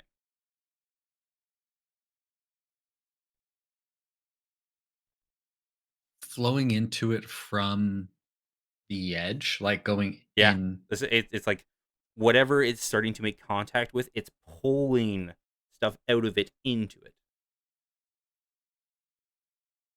It's like whatever it touches, it starts to siphon off into it. That's fucking concerning. Um, he puts his eye patch down in a way, and he's just like he thinks on that. He's like that's bad. That's okay. That's fine. Well, I mean, What'd you see? bad. It's so much. It's like I'm. Remember before I said it's like a death tornado, but it didn't. Now it's more like a death foggy miasma of such. It's a cloying. It actually kind of it's heavy. You don't feel it. It It's like a feels, wet it foggy feels weird blanket. around here. A wet, It's foggy blanket. kind of I don't know. It's not. It tastes bad. You don't like It's it? all no. It's bad. But the point is it feels like it looks like it's sucking in shit that's happening outside. But at the same time, maybe it's like just doing a life force steal thing. I don't know. We gotta get close. I bet you all the plant life out there is dead. We gotta find that out when we talk to Anvin. Mm-hmm. Yeah. Okay. Hey, everybody ready? Do y'all Yeah. need to do anything before we go talk to Anvin? Figure out what our tasks is finna be. Oh, I'm good. Is everyone that was in the caravan like just in and around town around us? And many of them have headed into the city hall. Okay. Like they've gone while you guys have all been conversing with yourself. Many of them are more in very tight knit groups, one or two. You see that the guardsmen who come, they seem to know more than what you all do as they head directly towards the city hall. The smaller groups of, like, brigands and everything like that, they all start to kind of talk to people and then start to make their way towards the city hall. No one's really meandering throughout the town. So, I mean, the longer we're there, we're gonna like see them around, right? What do you mean? Like we're gonna see them around the town. Yeah, so don't wear the stuff that you stole. Exactly. Yeah, I know where you're Exactly. going. I will not. Yes, I will not in the shit attune to yet. put it on. I No. will not So all the attune yet. people who are in the caravan are in the same place as you. They seem to all be going in the same direction. So yes, going, look at this awesome cloak I stole from everybody. Probably not a great idea. I will And you not even do see that. one or two of them actually, when they get off the caravan, like start to walk towards the city hall, because there is that tension about people were getting robbed. You see people, like one or two of them, like look around and kind of like do a little view to see if they can see anything. But I would highly doubt Farron would be like just putting on his new cloak and flapping it in the wind as soon as he gets off the wagon. If you are that way, 100% we can roll that dice. Absolutely not. But Just making sure. yeah, you stole gold and you stole this one cloak. So unless you're wearing the cloak, they're not going to be able to be like, that's the guy who stole it from us, because you rolled very high. Okay. Also, did you guys figure out which of you's wearing that ring? Because 3 days would have been enough time to attune to it. Yep. I don't need it.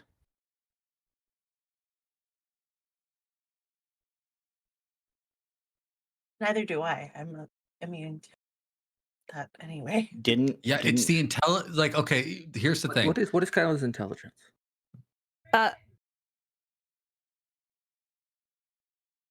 My intelligence? Yes. 9. Not Paige's, Kyla's. Don't worry, you're not on the spot. 9? No, I got 2 brain cells fighting for 3rd place. Don't fucking worry about it. Yeah, 9 of them. So technically 8. Yeah, Kyla's wearing it. Shit. It's Yeah. shit. Yeah. Take that ring. Take that ring. Yeah. Oh god. Just for saving throws alone. Mhm. Just to help in that regard.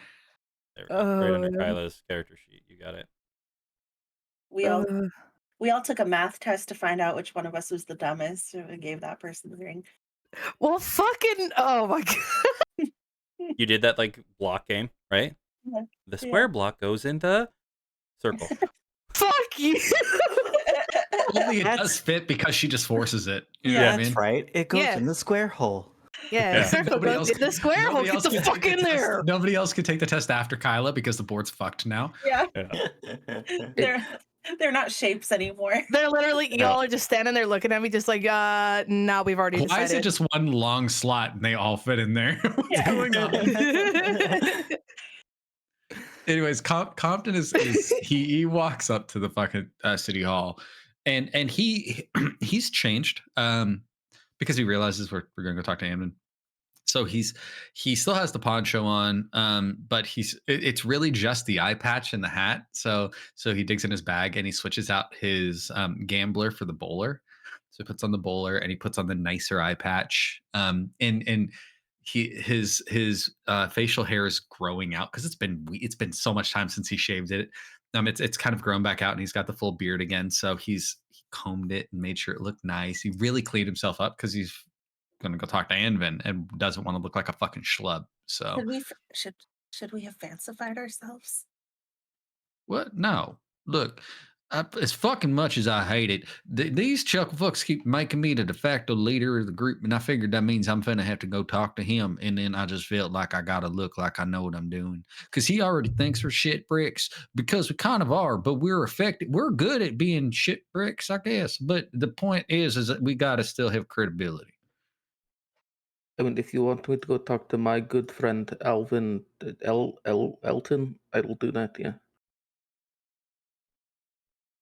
What? Me and him, we're really tight. So like, I met him on several occasions. So I can do this. But that's not Anvin. Anvin, that's his name. That's I'm gonna correct. talk to Anvin. Exactly. See, you get my point. You're Yeah. literally the only one that knows this guy. Raina knows this guy. Yeah, I know this guy. Incredible. You don't Fucking get to crap, I'ma complain do it. about being the leader when we're meeting people that only you know.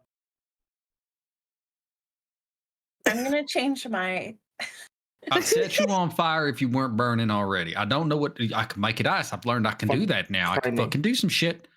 And as you all are like having this I'm gonna change conversation, my my clothes so that I'm wearing like a little vest that looks the same, that has the same pattern on it that Compton's poncho has, and just like a blouse underneath with some brown pants, just to look a little polished. These people are so fancy.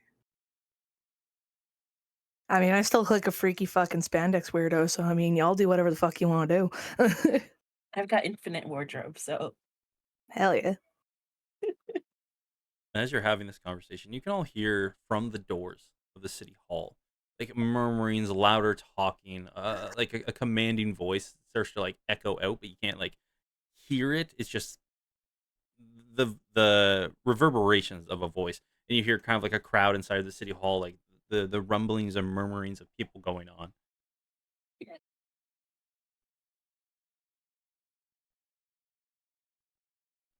sounds like a crowd in there.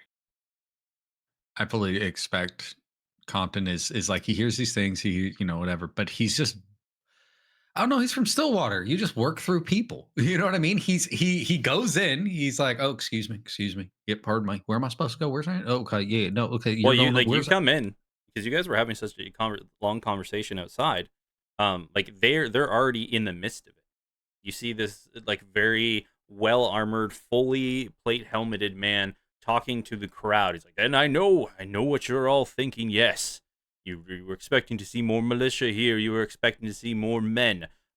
You were supposed to be the reinforcements, but we've been having trouble moving into Kharain. What we believe was the original issue may not, in fact, be what we are dealing with. The fog that is very hard to see through, the noises within it. This has all been one thing after another. We were fully unprepared for what to expect. We finally made headway into the city, and the men that were sent on that wave, yes, the rumors are true. They did not return. Our scouts that we've had, many of them said that they were lost in the fog. The miasma, the Mirandine around, they heads or tails. We have gotten some scouting done, but not as much as we will wish we had. I know this is a lot to ask, that we are mostly going in blind, but at this point, we have to believe that this is not just a negotiation between people having a civil war. This is a full assault of the city.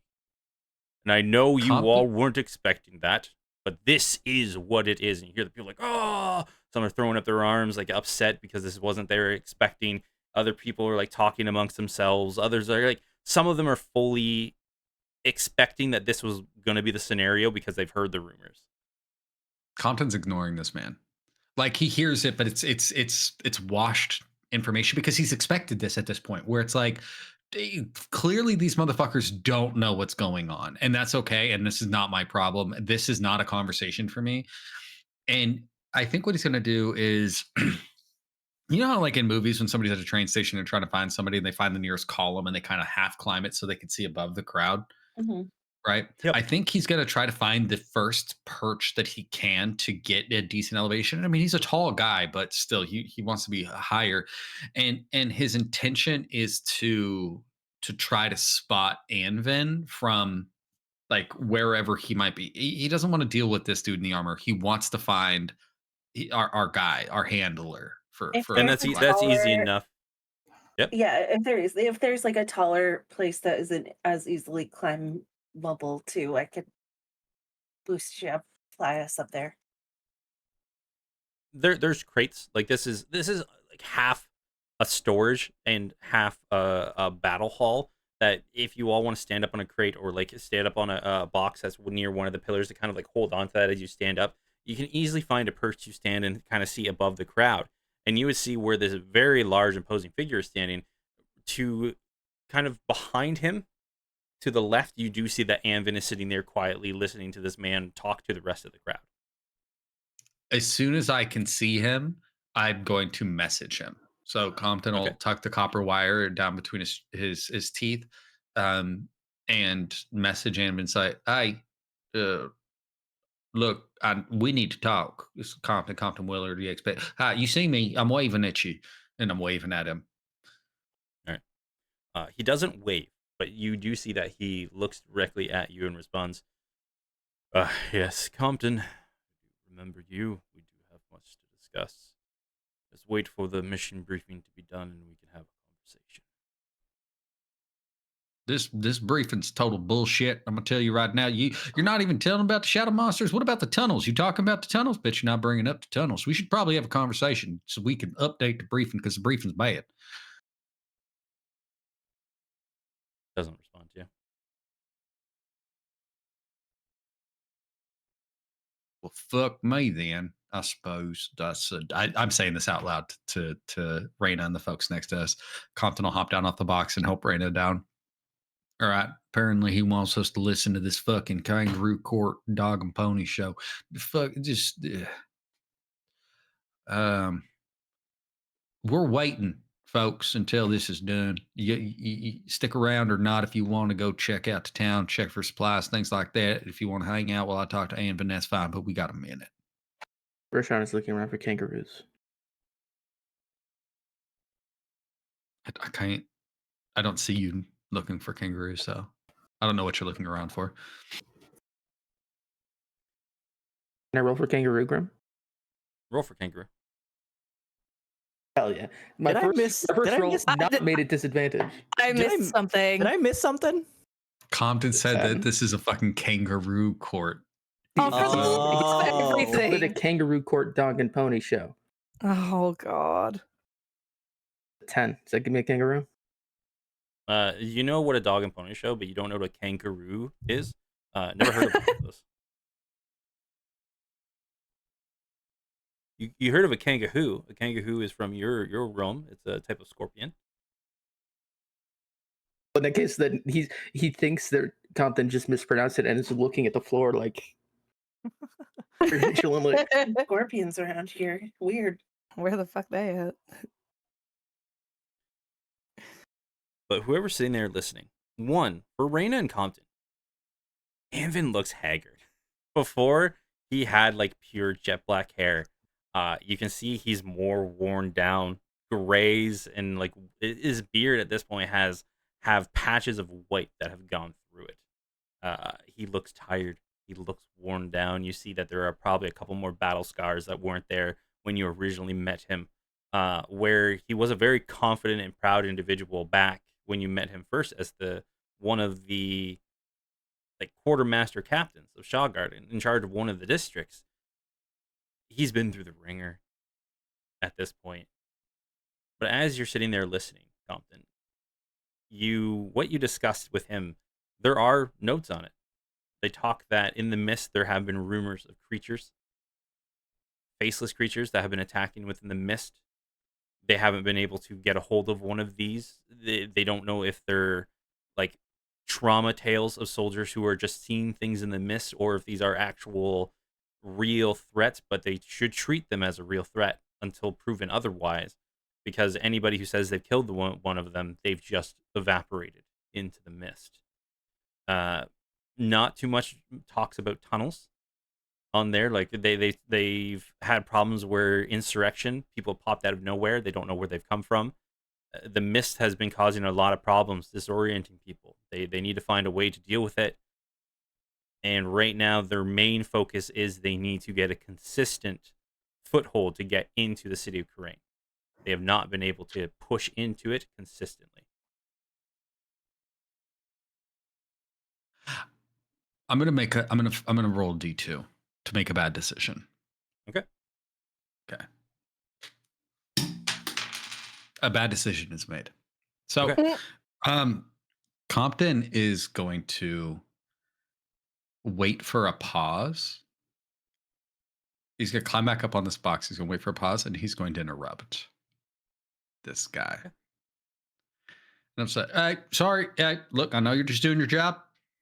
Don't want to, but just, folks here, I'm not trying to say anything that this individual's letting you know about is wrong, but I do have additional information that might help you because it seems like there's some gaps in your knowledge that y'all really should fucking know about.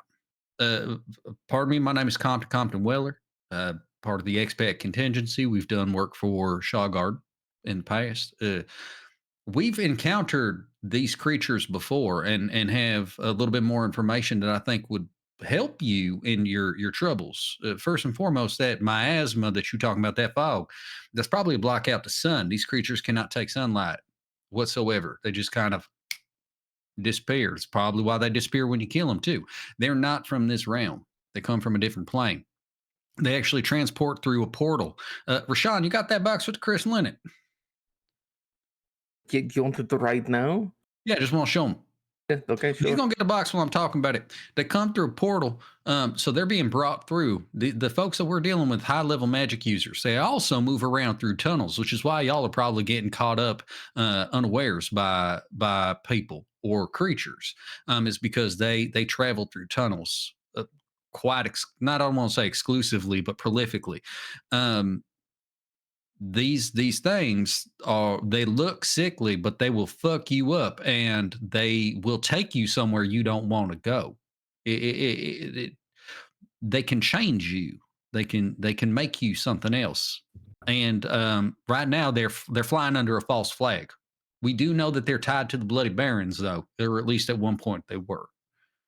And then if Rashawn has got out the crystal, Compton will Yes, hold he the has packed box. it up. He'll hold the box showing the crystal and say, this with another contraption, it's a copper tripod and a specific candle, will open up a portal to allow these creatures into this plane of existence. Something, roll me a persuasion check. Does the evidence give me anything? I'd say I'll Does it give you a help plus me? 3 on this. Okay, plus 3. So persuasion is already plus 9. So Because once plus again, 4. your evidence is what you know. To them, you're just Right. holding up a rock. Okay, so 13 and 12 is 25. 25. You see like a couple of them start to like murmur in the crowd. Probably about 3 or 4 of these people like look up, turn around, and just walk out and leave. You see the guardsman, the very large, imposing man, like seems to like almost step up to you for a moment. But you see Ammon puts his hand on his shoulder, kind of holds him in place for a moment. He looks to Anvin. Anvin nods, and then the gentleman takes a step back. Well, it seems we have someone with more information. All of you who have stayed, first off, I thank you. This is a deeper threat than we ever thought. The fact of the matter is that we have some people with more information I am not stupid enough to ignore. Those who say they have information. So, we are right now, everybody go out. We're going to have a conversation once I have more information and we maybe have to reroute our battle plan. I will call a meeting again. All of you go out, get some rest. If you need supplies, you will be given money to shop in the town of Hillsfar to get what you need. Please do not go far. Thank you once again for assisting us in this endeavor.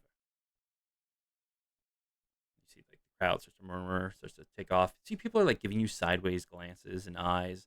Some out of curiosity, some maybe thinking that you Sorry. kind of a cocky shit.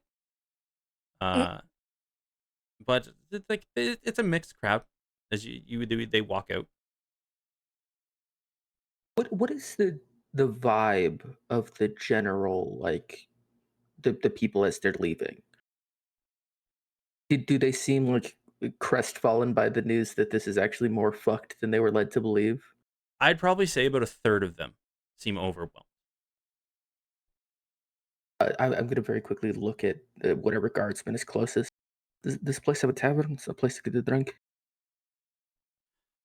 Yes, the Red Herring is one of the best places to get a drink. Actually, me and my men after this news are definitely going to be going that way. All right, and he'll fly up so everybody can see him, just like at 5 feet, so he's up above the crowd. Anybody who finds themselves in the Red Herring after we're done here will get a drink, courtesy of the ex-cons. You can see that like some people like the idea of a free drink. Like it's not going to change what they just heard, but definitely there is that it's just sigh providing a of bright spot. exactly.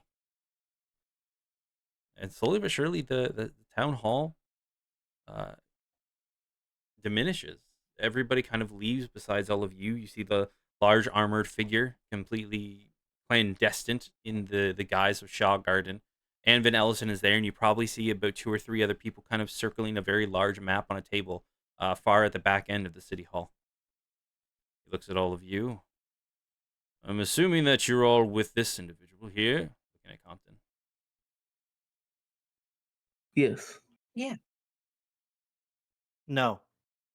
I think it's wild he said this individual. I fully said my name when I was up there.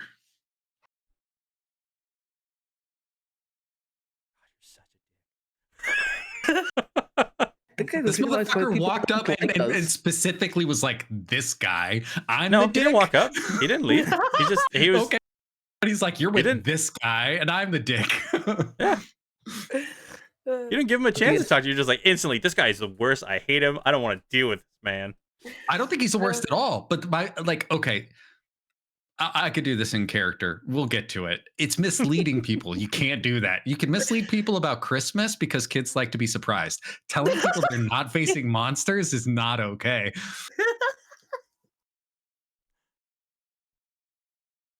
It's nothing. Never mind. Don't worry about it. All right. And he's like, well, if you can, and he's on a raised platform. He kind of waves you all over. Whatever all information you have, please let me know, and I will use it to the best of ability that we can. I do apologize we didn't get properly introduced. As I said, my name's Compton Weller. These are my friends, the Expect Contingency. This is Raina, Mr. Farron, Mr. Rashawn, Miss Kyla.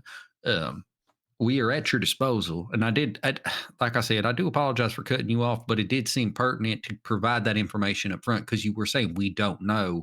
And giving people a bunch of we don't knows to call them back to give them what you do know is a little extra. You want to cut out the misinformation at the stem, as far as I understand it. Do you have an office? You want to just talk right here? No, this is as open as we can. We don't really hide anything. This situation is far past that, where keeping information from people will only hinder them than help them. Like you said, I wasn't hiding the information. We just had no confirmed information. Envin told me about you all. If anything, if I remember correctly, these were the ones who pointed you in this direction, right, Anvin? Yes. So they were the ones who told me to look this way as I was heading down south. And sadly never made it there. Do you have a current map of the region that we could take a look at? Because I might be able to help with something. Really enough, it almost is like I do. Let's go.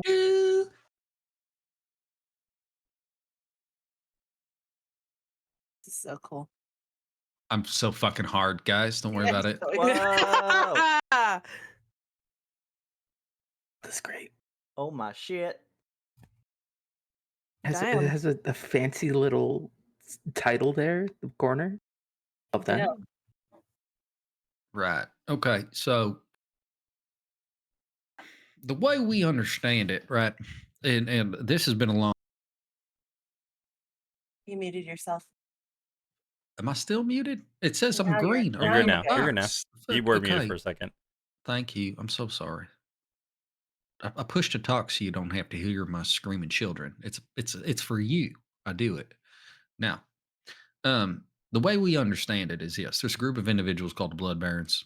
They were operating in multiple areas. They were trying to get a foothold in Shaw Garden at a period of time. We had come by way of shit. What was the name of that town with Orsic? It's been so long. Corston. Yeah, we came by way of Corston on behalf of Orsic, seeking help because Blood Barons were besieging that locale. Completely took over the town. Now, the reason this is important is because, as we understand it, Corraine here is supposed to be their base of operations in some kind of capacity.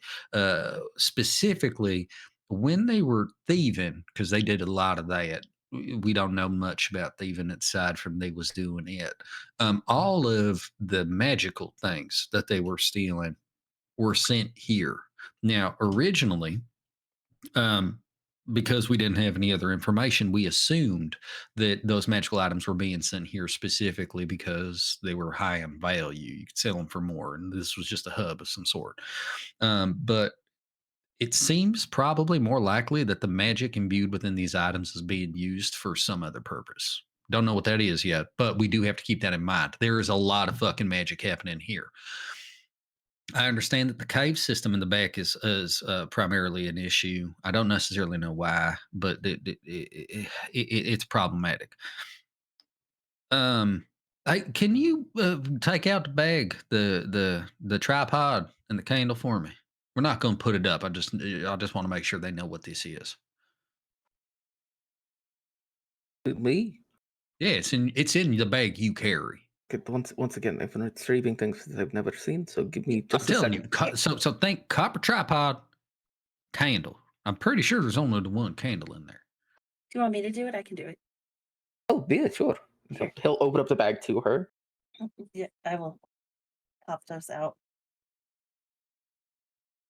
Right. Okay. So this here, we found this in a house outside of Corston.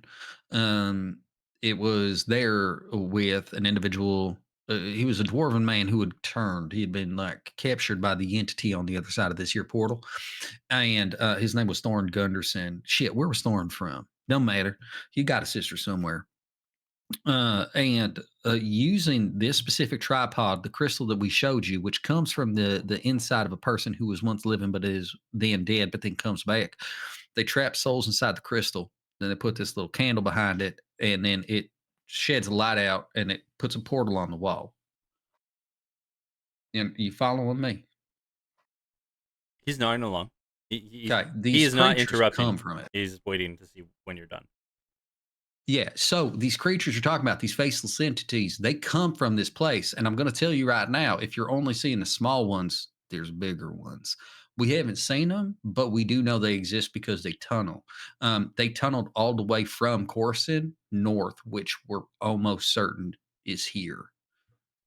So I know they move through tunnels. The Bloody Barons have also Blood Barons. They've been using tunnels to move around a lot too. So it is 100% in their tactics to move around that way.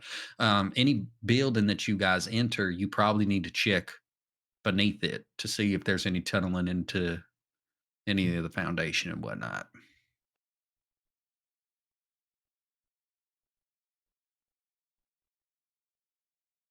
Lets that hang for a moment. You don't know if he's waiting to see if you are just done talking or if he's just processing the information that you're going through. This fills a couple of gaps that we were hesitant on. First off, we know the Blood Barons are supposedly the ones who are causing the insurrection in the town.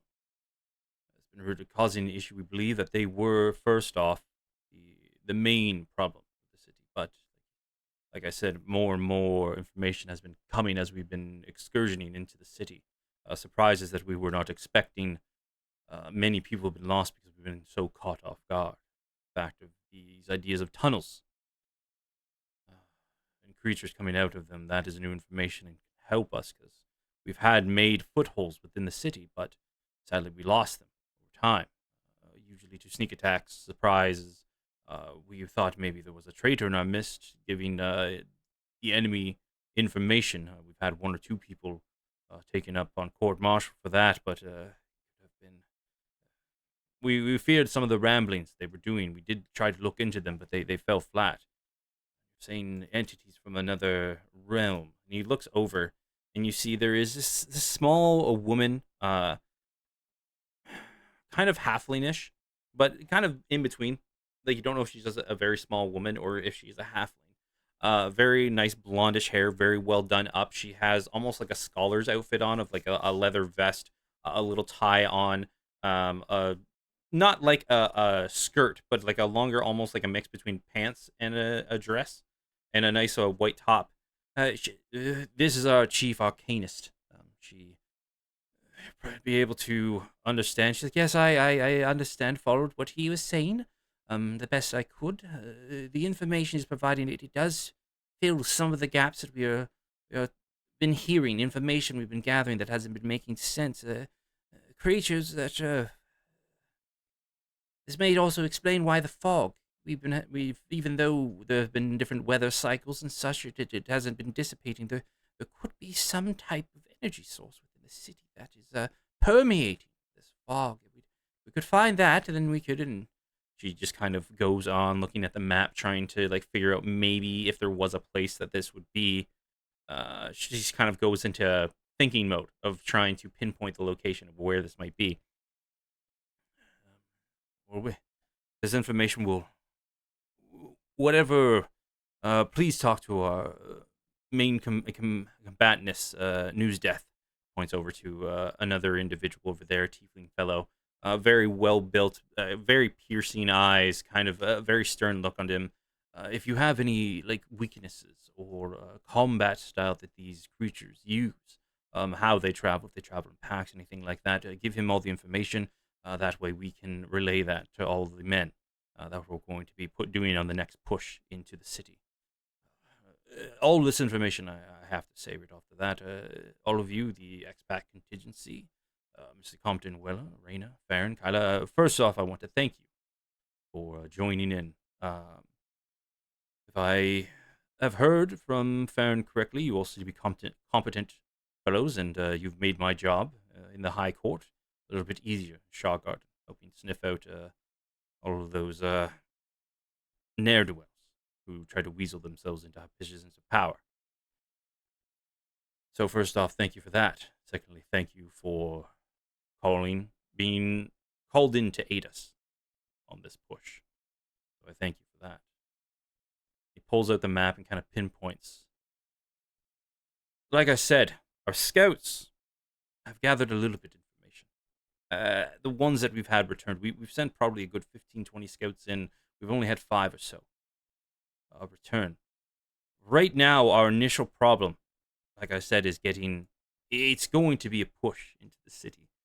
This is not, we've gained ground and lost it over and over. Watching out for these tunnels, maybe understanding these creatures a bit more, what we are looking for.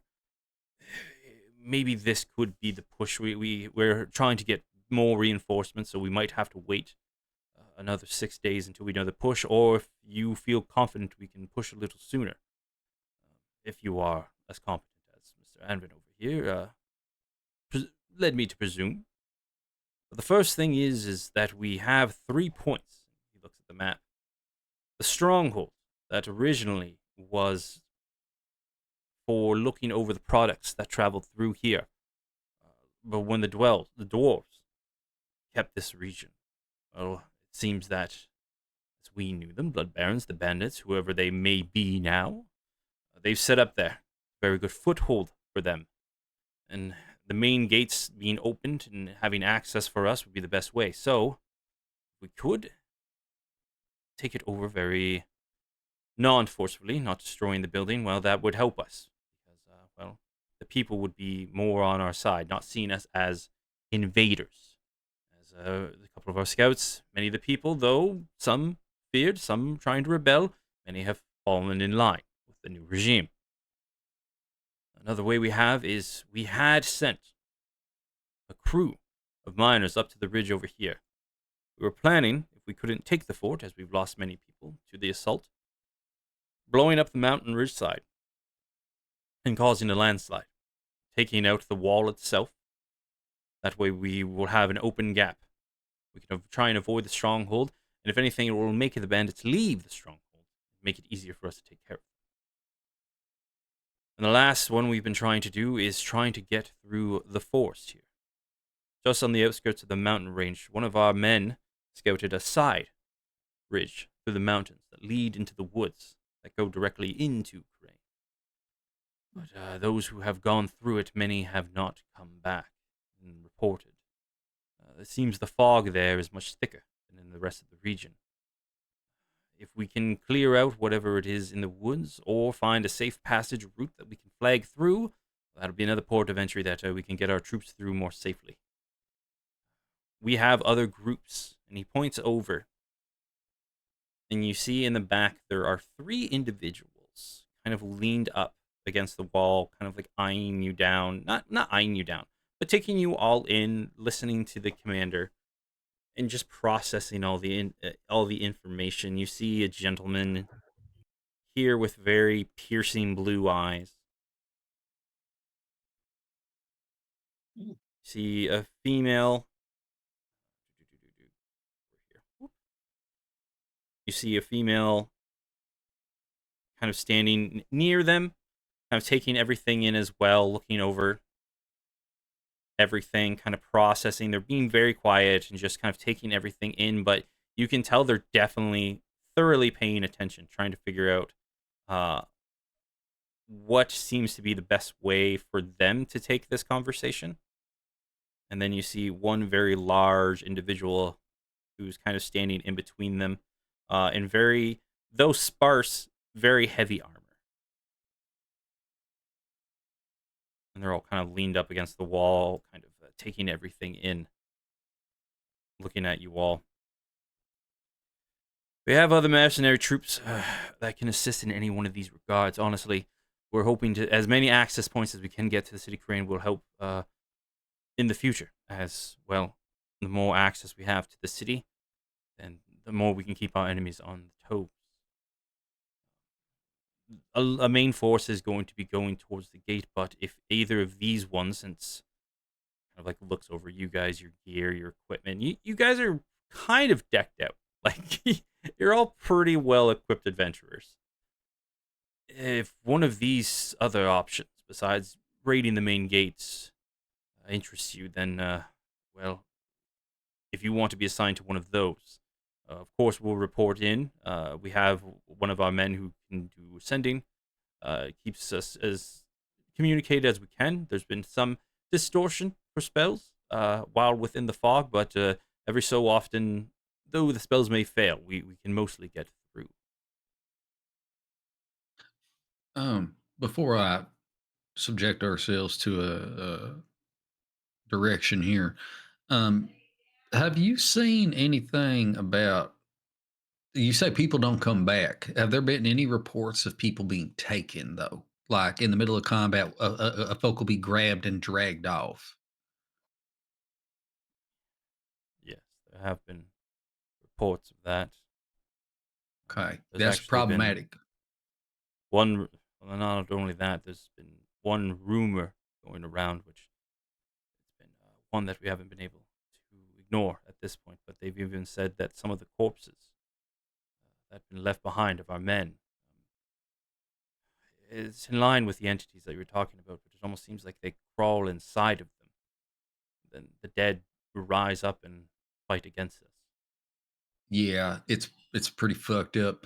Some of the folks, especially if they're higher in certain abilities and whatnot, they might be taken through one of these portals and then imbued, or I don't know what the process is. It started to happen to me at one point in time, and my friend saved me. That's why we know so much about this, is because we were thick with it. But it seems as though they find individuals that they think might be able to further their cause in a way that is expeditious, and then they try to take them. So be very, very careful if you're sending anybody who might be higher in magic ability or physical prowess or things like that. Send them with guard and make sure. And I hate to say it, but you see them getting dragged off, you fucking put them down then. Otherwise, you might be fighting them later, right? So just consider that. Another thing in terms of weaknesses, sunlight, it seems to be a big fucking one, which is again why I think this fog is here, is it's to keep the sun out. I think the forest is probably a foregone conclusion. You don't want to be sending your men through there because what you're going to get, like a small team of six back there or something like that. And then what? They're just cut off in the middle of all that. Um, you've taken a That's fort. I'm sorry, go ahead. well, that's where the forest we can map a safe route. We can send many men consecutively through the woods. I don't This know is if it's going to be safe for long, right? Because it's one of those things where I think the trees allow the density of the fog, and that just seems like a playground for Oh, yeah. them. well, What that's was why we were that? hoping if it can be cleared out. That this is one of the options. If it can be cleared out and we can hope to find whatever is thickening the fog in there, then of course it is a more viable route. Uh, but that is one of the many options that we have to try and get through. The last option we had would be having to move the whole platoon and going around the mountain range, taking the sea, and then trying to meet up with, as you said, Corsten. We are trying unsuccessfully so far, and he points on the map. Our scouts have informed that a platoon from Corsten has arrived in this area. Uh, Points on the map where you see that symbology. It seems that the citizens of the town of Karain have been rebuking their advances within the city, and well, we don't want to seem as invaders at this point, and we need the citizens who are still, how would I say, within their wits. We need them on our side so that they don't betray us when we push further and further and through. So we need to try and regroup with Anvin Orsic, sir. Yes, a man named Orsic has gathered a almost citizens militia to assist us in this, as they've had problems with these banditry raiding down that way as well. Right. By chance, What? have you had anybody be able to do? I'm sorry, Miss Raina, go ahead. Sorry, I was just gonna ask, what is the from reports that you've gotten back from people who've gone through the woods, what has been the wildlife situation there? And generally, what's like the plant? That's something that Compton was Wildlife asking. is sparse, actually, very sparse. We thought maybe it was ravenous wolves, trains, dogs, things like that at first, but he like looks as you say. They have been talking though that the plant life is in this region. There has been very minimal foliage, plant life in the region, but in the forest there was talks of places that the foliage was rather dense and thick, almost overgrown at some Hmm. Well, it is the forest, but Right, but that doesn't meet up with our conclusion about the life essence sapping. in the city itself, it's No, actually, in gone. the forest. No, no, Much of the but in the forest has city, been how's the plant life? mostly deteriorated, as far as I've been informed. Many of the crop fields that usually surround Crane have been left barren. The foliage that's coming up that's super dense in the forest, is that more like briar thickets, things like that, that would be considered like a natural deterrent to proceed? Some they said some as a briar, but mostly just very where much of the forest has started to decay. Uh, in some of the areas it's become more lush, but the trees were normally in this region at this time of the year very green, greenery. There's been different type colors. Some have spoken of like reddish leaves. Some with the orangish hues on them. And This and feels like some face shit, right? yeah, yeah. Um, and you said the animal life in the forest, it was sparse, but it's still there. No, no, almost non-existent. Okay. Real quick, because I can only hear Frond in my head. What's the other dude's name? 4-1. 401. Forward. Thank you. This might be wild. You, you don't have any reports coming back with the name of 401 on them, do you? No, no one of Okay. that name, as All I right. recall.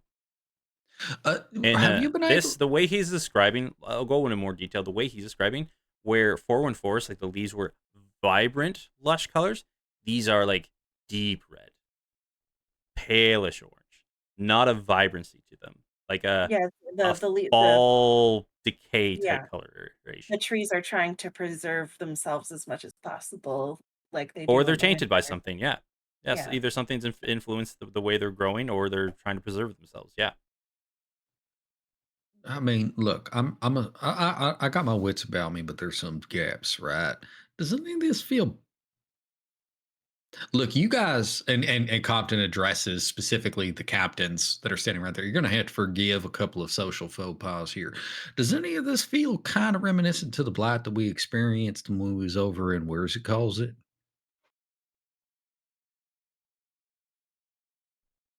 Didn't go outside. Oh, you Are you weren't meaning there. over to the west?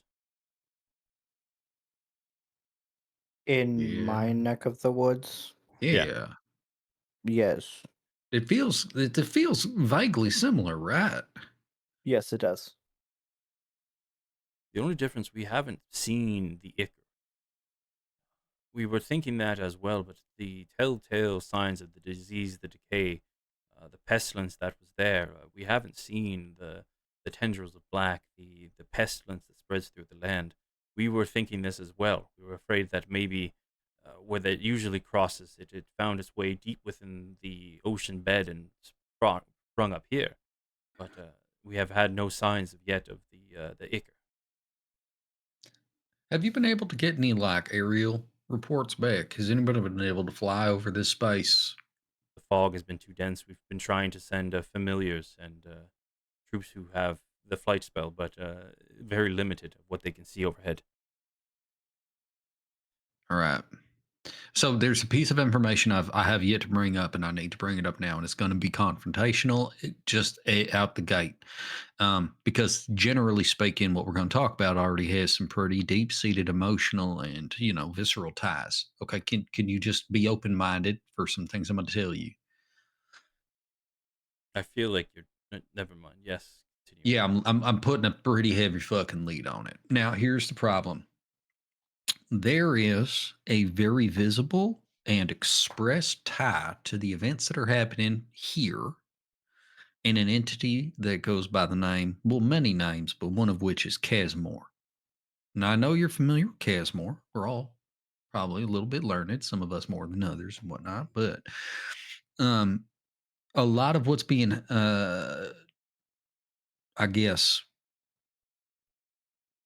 contributed to Casmore currently, we firmly believe, upon other evidence that we've collected, that I'd be more than happy to sit down and share with you at some point in time, that this is it's a false lead of sorts. It's fully intended to make us believe that these actions are attributed to a Casmore. We do not believe these actions to be attributed to Casmore as of yet. We're not saying it is not fully a possibility, but we are pretty certain that it isn't true. Um, the reason I bring that up is because the more that we delve into this, the more likely it is that you will find the mentions or whatnot of Castmore the name, and I don't want that to start leading you in the wrong direction as of yet. All right. You believe there may be some. Just putting two and two together. You believe there may be some type of cult activity within the city walls as well. Then. There is actually, and if you would, Compton's going to look to Rashawn and say, "I don't want to melt brains. You need to tell me if I need to stop."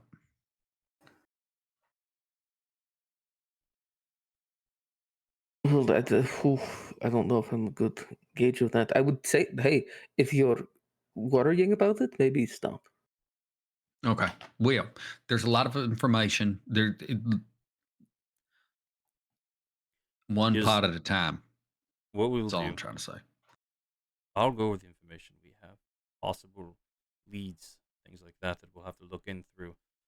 As I said, you're not the only ones who are part of this. We're all going to be doing as a joint effort. You all seem capable, so can I lean on you all to do missions on your own while we take other parts of the city?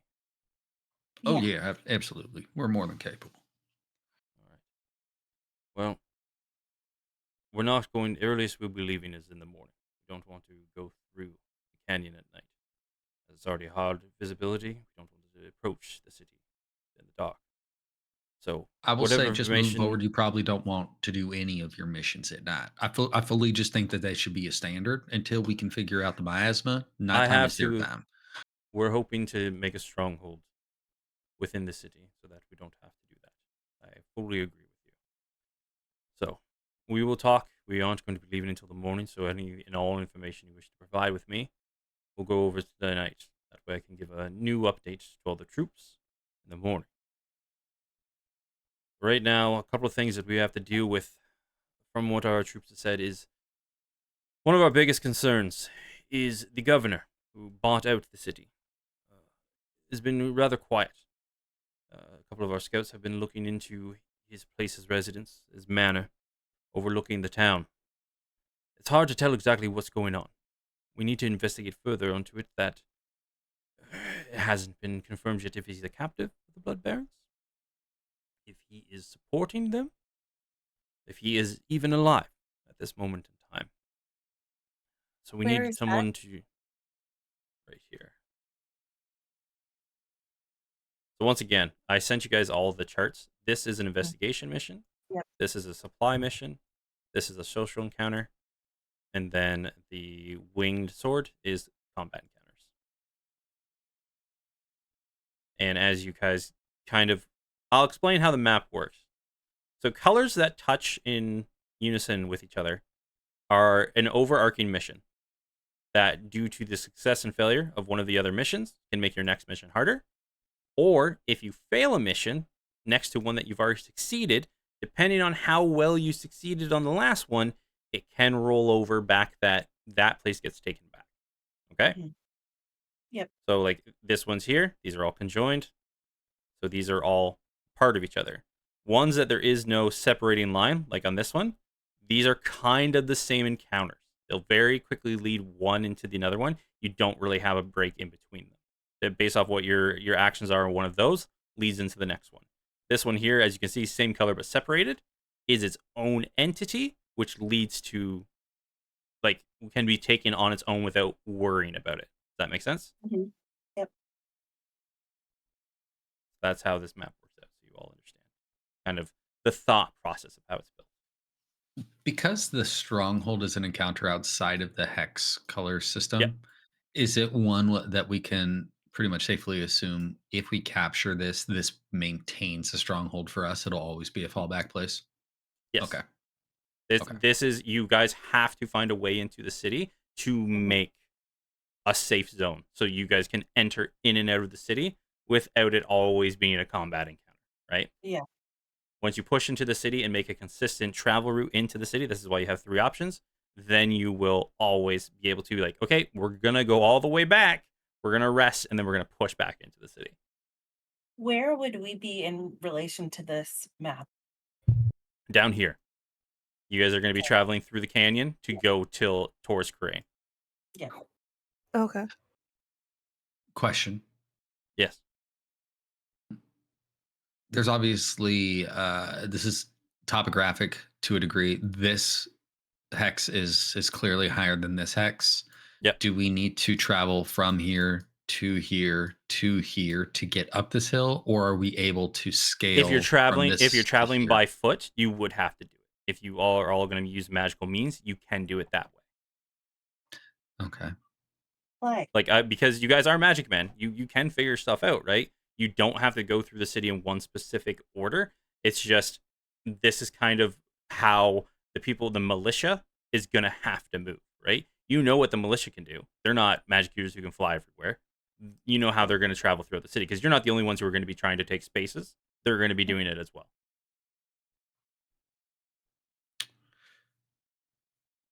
I assume at this point they've said, "Hey, we're going to talk. You guys go do what you need to do and get ready, so we can talk together now." Well, and they're just they inform you. So that one right there, they've had reports. They don't know what's going on with the governor there. They need to figure out that if he is an ally, great. If he's dead, well, then they might have to impose their own governmental rule over this town when it's all said and done, or as they go, right? Like, hey, we're sorry, but we're going to be the new governing body. The next mission right there is, they know that this is a well-known spot for a thieves guild. Mhm. Thieves guild would be very good to have on your side, because they probably know the ins and outs of the city, where resources are more found, where weaponry are, or have the ins and outs of any major threats that they might have to deal with. It's going to be a very tense situation, as they don't know if they're profiting from this or if this is a hindrance on their business.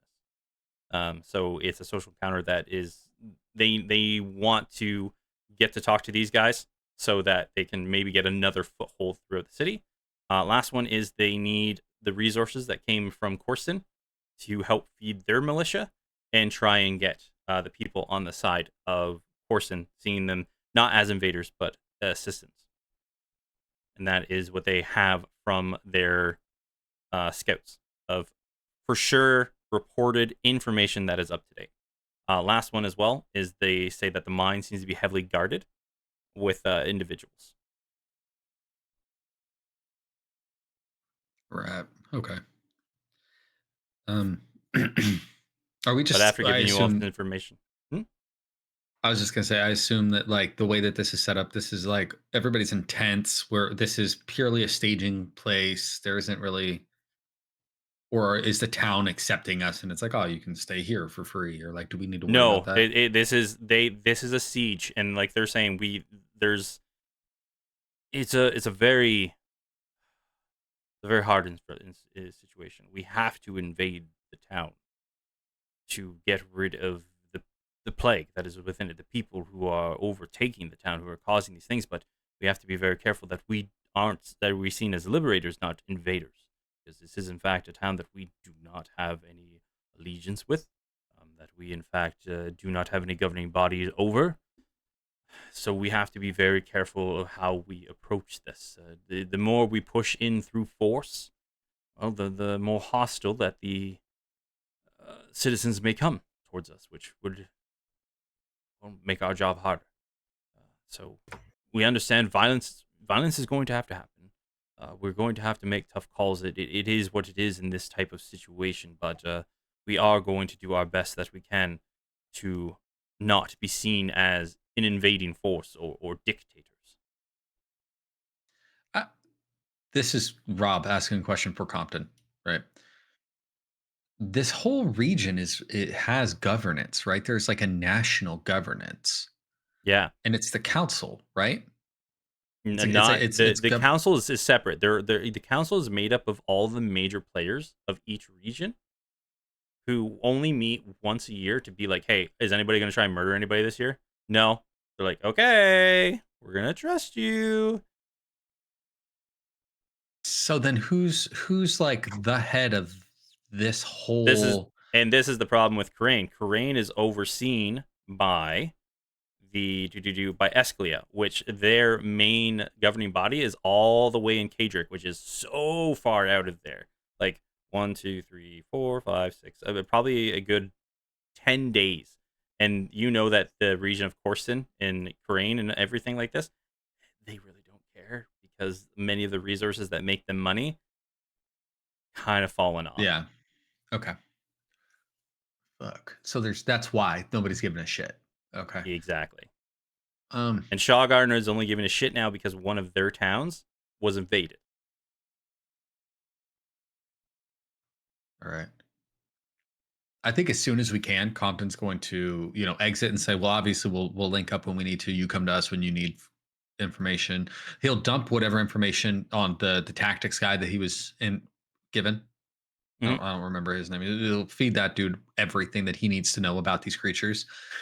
And then wherever it is that where are we staying? Would I have another question that's unrelated to where we're staying. Um, would the leader of Shaw Garden have had to come back this way from the council meeting? She would not have. She would have probably gone Okay. by boat. Yeah.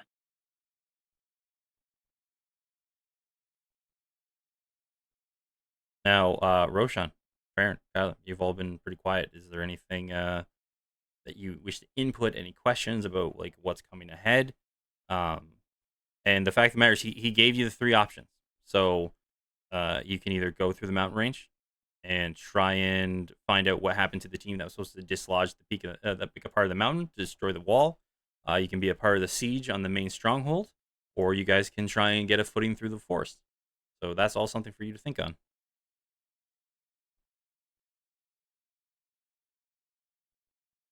Map question.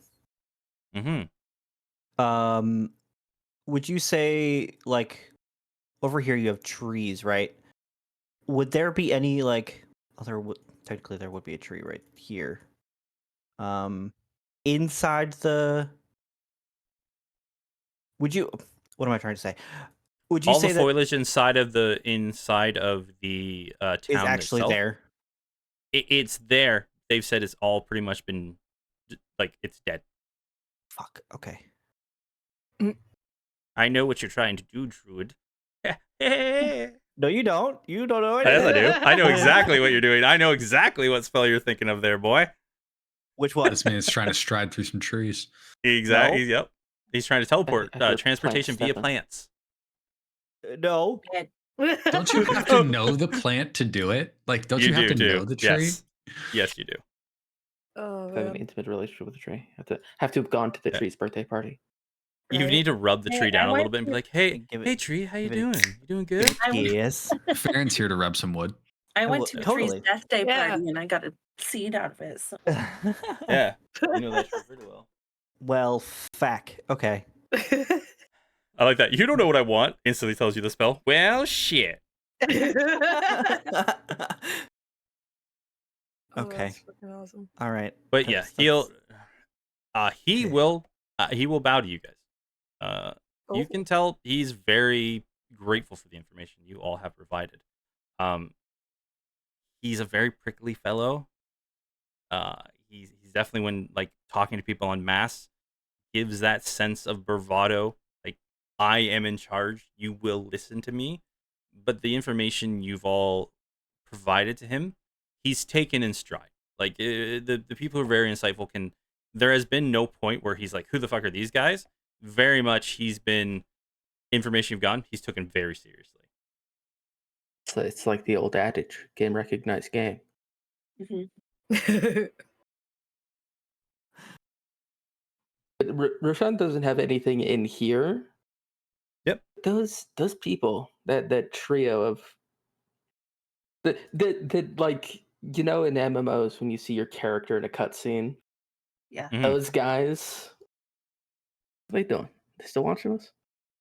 Well, when everybody gets taken out, he is actually talking to the two individuals, Nasa, the tiefling, and the shorter humanoid female, Valvreth.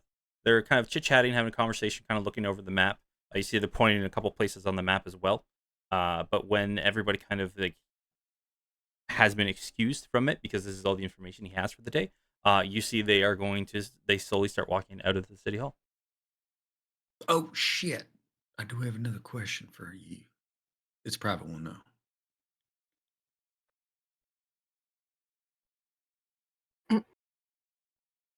Does he Right. just stare at me? No, here is already. He walked assumed you're away. going to ask a question. He's Okay, looking cool. directly at you. You muted Muted. your My quill? It's the show's green. All we heard was Quill. I'm doing it's it. I'm doing it. I'm doing when the you Compton. look up. No, I heard you. I heard you. Okay. Okay. Look, here's the deal.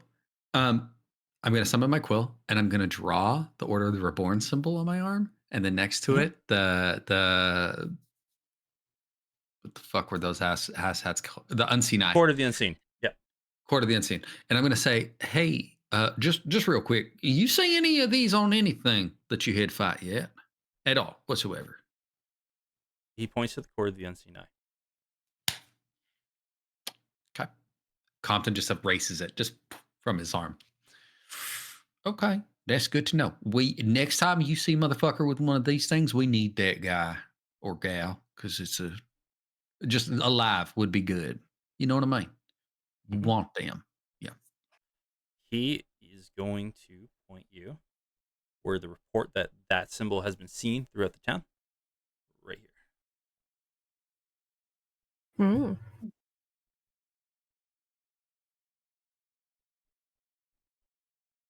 Okay.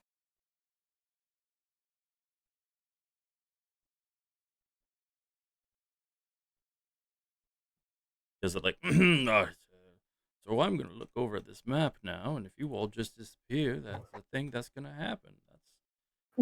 Ooh. Yeah, I think we've talked out enough. We Batman it. Yeah. Mhm. We're out. Yeah.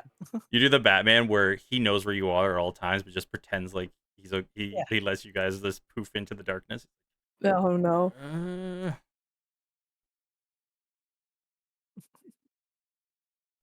So, what do you guys think? Where are we going? I think that redhead was kind of cute, and we should ask her what she's doing. Oh, absolutely. Okay. Yeah. They're all I very just attractive. That uh, obviously being understood. Where Okay. where are we going? well, Do you want me to make a tower? I feel like that might be a little ostentatious. I could though. You want me to make a tower? It would be a little ostentatious. Yeah, I feel like Mm. haha, you Says the have to man with say his what own you said. personal lamp. Yeah. If we could, my own personal land is a piece of shit. If we could find a How many quiet people? place, quiet place about yay big that will not be disturbed, I can get us a place to sleep. How many people can go in your bottle? Everybody. Other people can go in your bottle. Wait a second. Wouldn't y'all fucking hang out at it? Well, how'd you know that he could go in the bottle? Yeah, what? It's a long story. This isn't important. We should go get the drink. I promised a lot of people a drink, so we should go do that. And while you guys are talking about it, I'm kind of getting a little bit. So I walk over to Roshan and just kind of like Just gonna put a little big bit arm around closer. Kyla and start walking. Yeah, yep. Walking in a completely random direction, hoping that it just so happens to be a place where this tavern is. Yeah. This is some fucking bull. Do you hear that? They went into the fucking bottle. I didn't go in no We've been bottle. hanging out in the bottle, and we. I've been in Rashawn a couple times. He's never invited me in the fucking house. Bottle, yeah. Usually it's like, this is my bottle. Don't ask me about it. The fuck is I've that? answered literally every question you've asked about it. It's my And then- bottle. Fucking And- bullshit. is And all then over here. while Roshan and I are Just walking listen to you guys. forward, It's fine. I just kind of whisper, I'm like, gonna have to explain at some point, anyways. So, I mean, No, fuck them. They don't get to talk about who goes in my bottle and who doesn't. That Well, has then- nothing to do with any of this. At this point, it's a personal thing. well, I mean, not to sound like an asshole, but I feel kind of I got to go in the bottle before they did. So I It's mean, because you are special. You're my dear I friend, and I care am? about you. You needed a quiet place, and I gave it to you. They haven't needed a quiet place yet. This is how we destroy the party. This is how we fall apart. I wanna Yeah, go in the exactly. bottle. Why the fuck did you get to go in the bottle At first? this point, I don't want to go in the fucking bottle. It probably Yep. smells. Yeah, stinky. Doesn't. I don't know that, and I don't want I keep it pretty neutral in there. I don't want to place it. Oh, as I'm As a you're actually all- crying for laughing. Just fucking Right, is. that's just as bad as a smelly place. Oh god. As you're all walking and talking, you finally make your way through. You ask a couple of the citizens of the town. They kind of point you in the directions of the Red Herring, inform you that that is just purely just a tavern, like just for drinking. You finally go and you see that it's surrounded by a bunch of like winding streets. You're moving in and out. You see that the village makes very good use of its space. The roads are winding, but they're jam packed with these rows of houses. And finally, kind of as the streets all start to like wind around, in the center you see where this single story building with like half stone walls and then wooden clay, and instead where all the rest are like wooden roofs, this one has like the tiles going on it. Well, a little, you can tell that this person, whoever it was, built it, had a little bit more money when they first built this tavern. You see that there are probably about 4 windows in the front, a single door with a nice red handle and a sign over top saying the Red Herring, and you see like this fish that's painted red, very shittily painted red too. Like a kid probably painted this sign and didn't stay within the carved lines that whatever their dad carved into this sign. It's like, oh, he did his best.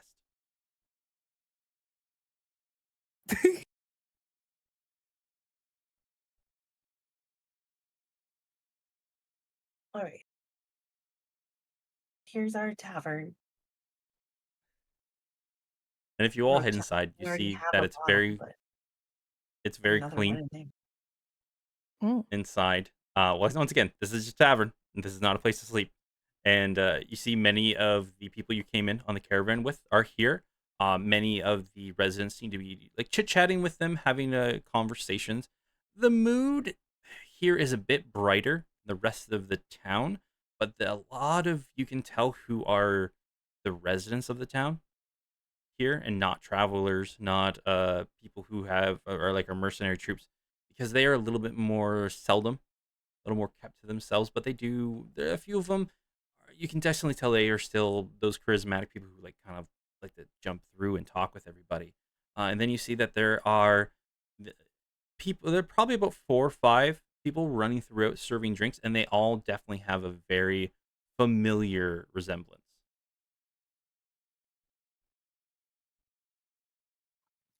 God, But that's first sorry, open not table and familiar in just sits common. the fuck down. Yeah, okay. Yeah. They're family. Exactly. Yes.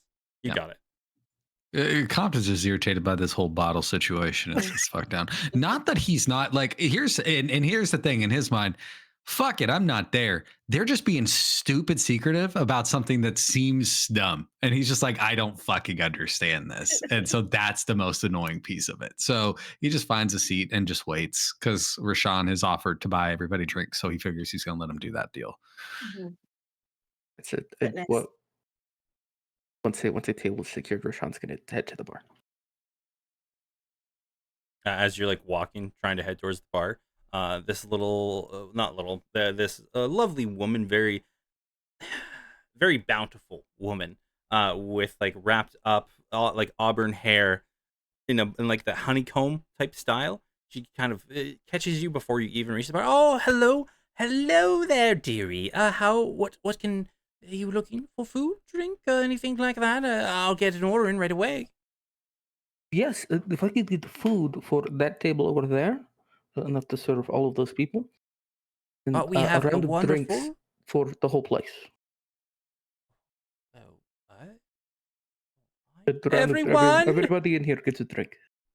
You see, she does she does a symbol like this to the man behind the bar. She goes like that, and you hear a bell like ding a ding a ding a ding a ding a ding a ding ring throughout the tavern.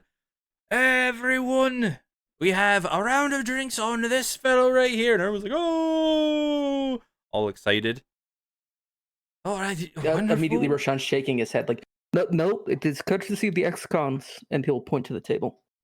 I see one of the gentlemen. I don't give a fuck who is it from. Free drinks, everybody. And everybody's like, oh, like just once again, everybody just cheers.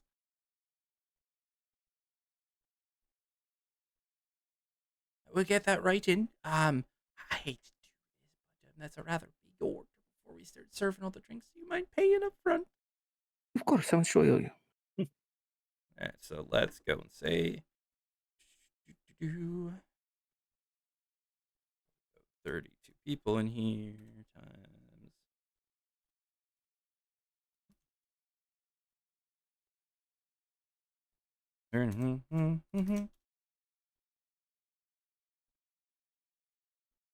One second. Sorry. All right.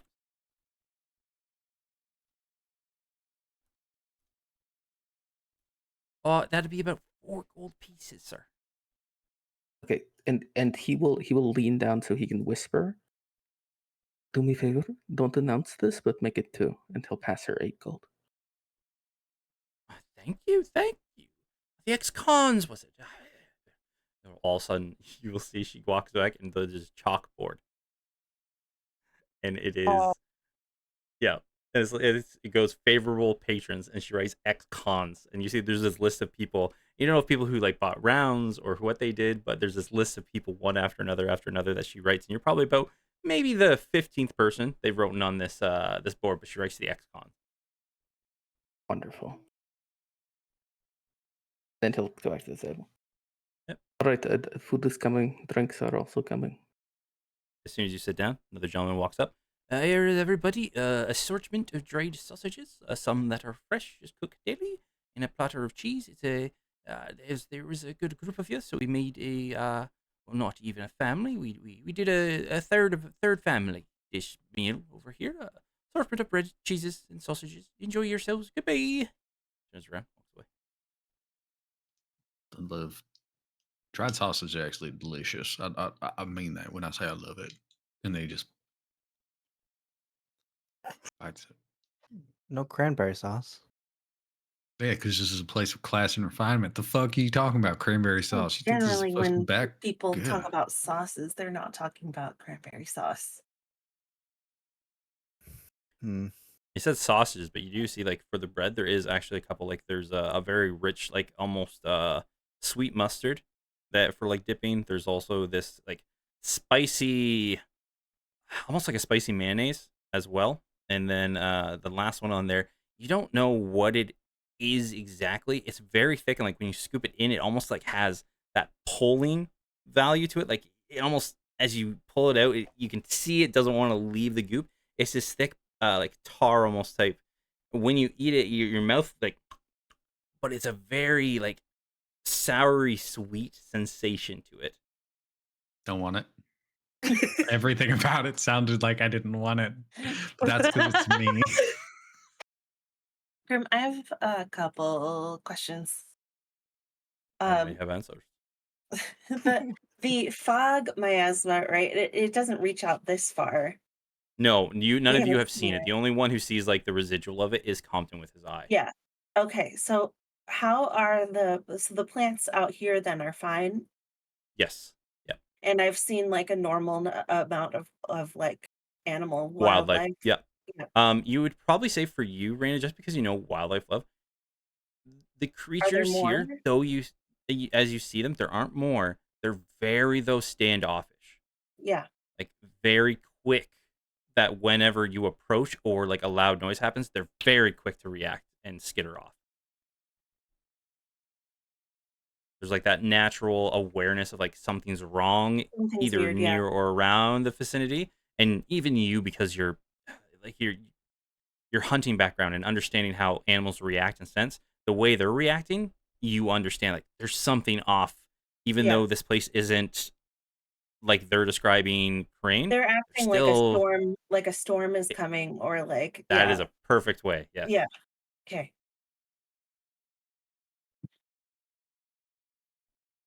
Mhm.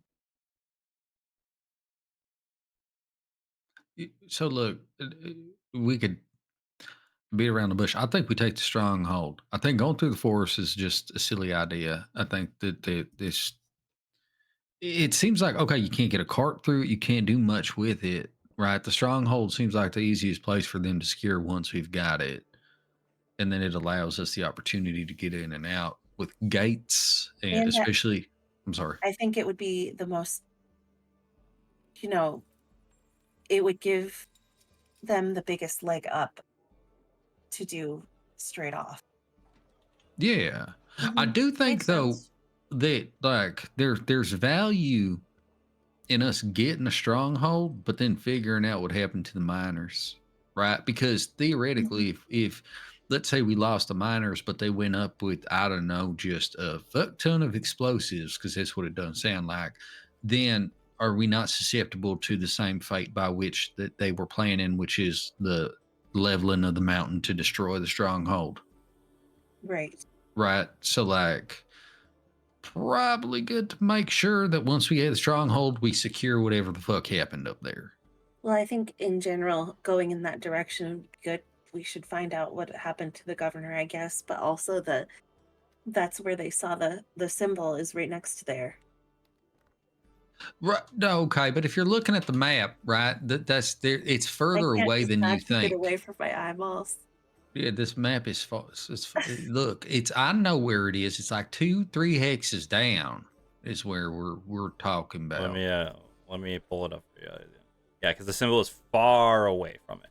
So let me explain Okay, yeah. kind of the The map. correct direction. This is what I mean. this one right here is where the explosive boys is at, Oh, okay. And this no, Nope. where you painted the eye was where Oh, the symbol was. I'm so, yeah, but I'm sorry. This is where the heavy No. fortification of people is, Yes. isn't it? That's where Yeah. they said there was a lot of people seeming to guard the mine. Yes.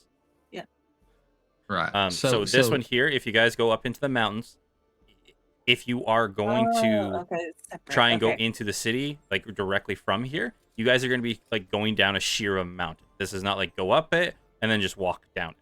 This is you're walking up it. They were hoping to explode it, come back down. Hopefully the explosion would lure the people out of the stronghold and then they could take it. Right? Mhm. Yeah, because I thought the way you said it was you wanted the explosion to collapse To the side of destroy the mountain, wall. to destroy the wall. Yeah, exactly. Right. And then they were hoping by making another entry through the wall that would get them out of like it would kind of force them to get out of the stronghold, right? But then that creates the same problem for us. Like a secure wall is good for us. We should just take the Yeah. stronghold. I think it's probably going to be the hardest of all of them, but it's from like a long term tactics position. I think it's best. I Hey, think it. Go ahead. No, no. Please contribute. I feel like I talk so much to the Reina was captain. about to say something. No, I just said I agree. Oh, okay. No, I do feel also that it's a little bit like a test. If we can't get through the front door, we are not equipped to deal with anything in this place. That tracks. Yeah. Going around the front door is probably not, because we'll just get fucking bonked inside. Yeah. Mm-hmm. Now, this is where I think I deviate a little bit from Captain, and I feel bad about it, but it's true. I'm keen to head north and then east to reconnoiter with Orsic. Obviously, the supplies are going to be helpful, right? But fuck, do I miss Orsic? Orsic's a great guy. We wouldn't Yeah. even know Anvin if it weren't for Orsic. And y'all haven't met him yet, so like it'd be good He's for you great. to know him. I Yeah. wonder if he brought any cookies with him. Oh shit, wouldn't that be great? They probably not. It's possible though. You never know. Probably ate them by now. Yeah. But the point is if we do that, I know that they want us to figure out the mayor situation, and as much as I understand that they want to maintain a semblance of governance and Well- whatnot in this city, I don't. To be honest, I frankly don't care in that regard because we know we got to clear the whole place out anyway. So that's going to happen no matter what. To be clear, these are not missions that he was like, you guys have to do. These are Right. the things that he just has the most information on and he was able to provide to you at that moment. If you guys get into the city and say, hey, we're going this way to complete this, they're like, okay, we're going this way to do this. Right. Why don't you send a message to Orsic? See what he's got going on over there. That's not a bad idea. Let's wait though, because the one thing that I do recall him saying is that the miasma's fucking with the magic. Right. And so, like, I'll give it a shot, but I'd much rather make sure that whatever it is I do try to send him is good and has the best information. If we, so let's think about it like this. In my mind, the only winning situation is to take the whole city, and I want to make sure we know where we stand as a group because that's how my vote lands. I don't want to just clear a couple of places. Like, we're here. Right. Yep. And these are obviously bad creatures. So it we is, in want to my make opinion. sure the whole thing is Yeah. to go. Yeah. Yeah. But how does everybody else feel about that?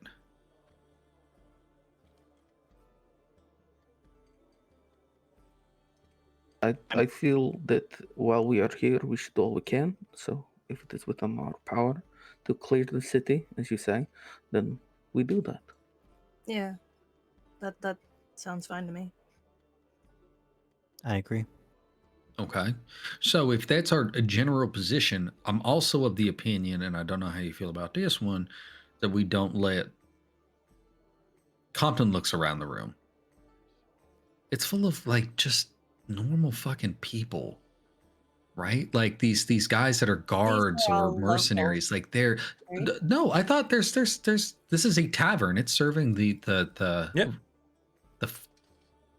troops or whatever. There's You're normal right. citizens, there's guardsmen, there's some fresh adventurers. There is probably about, I would say, 5 people out of the entirety of this place that have an air about them of they've been through shit before. Like they've been through the work. The point I'm trying to make is like I don't feel good sending normal folk into the bad shit. So like as much as I'd love to see Orsic first, maybe the thing is we need reason here. I want to go see Orsic. That's my thought. But is it more dangerous to go deal with the mayor situation or the governor, whatever his name is? Or do we deal with the unseen eye? Do we, you know what I mean? I Like we got to make the personally- choice. Yeah. Yeah. I mean, I personally think like that well, that's why I wanted to see if we could reach out to Orsic and maybe give him a hand trying to get in on that side remotely, because I think having him and whoever he's got with him would be advantageous from a personnel standpoint. But I don't want other people to have to deal with this unseen eye situation when we could get there first. How far is each of these hexes, Grim? Roughly. Yeah, it's not a huge village. Didn't really figure out that time. I'd probably say each square, just walking at a steady pace, I'd probably say about 10 minutes apiece. So in terms of feet for spell casting, it's well over 1,000 feet from one gate to the next. I would say so, yeah. Okay. I'm thinking the best thing we could do for Warsick is get him a thorough message that tells him everything that we've supplied this side of the line, right? Because the problem is this is a two-front war without communication. And if Warsick's team is operating under the same previous understanding that, this side of the fence is dealing with, then they're unprepared just from a knowledge perspective. So the best thing I think we could do is get him that information. Now the problem is we hear that sending isn't necessarily working all the time, and sending is fucking limited.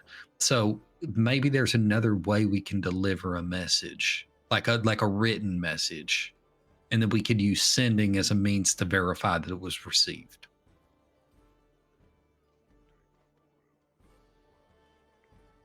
But he's on the other side and nobody can get through. I feel like sending a written message would take longer because someone would have to go all the way around. Well, maybe there's a magical means to do that. That's what I'm saying. Oh. Like, do we know of any way that we could send Orsic a message magically? Like, I was thinking I might be able to send to my unseen servant, but it might be too far, right? But there might be a way. I mean, I could use animal messenger. How does that work? I'd use an animal to deliver a message. Any tiny beast you can see within range, such as a squirrel, a blue jay, or a bat. Specify a location which you must have visited. Oh, you must have visited. Grim, I have a weird question, and I need you to go with me on it. This is a pure meta bit. This sword that I have, the guard captain's blade. Yeah. That was Orsick's, right? Mm-hmm. It was 100% his. No. And I would say that a piece of someone's body it's kind of subjective, right? Like a sword is like an extension of your body, right? If you're close enough with it. If they're currently using it, yeah, I would say that. But I mean, it was a sword that he clearly held very dearly. What are you trying to do here?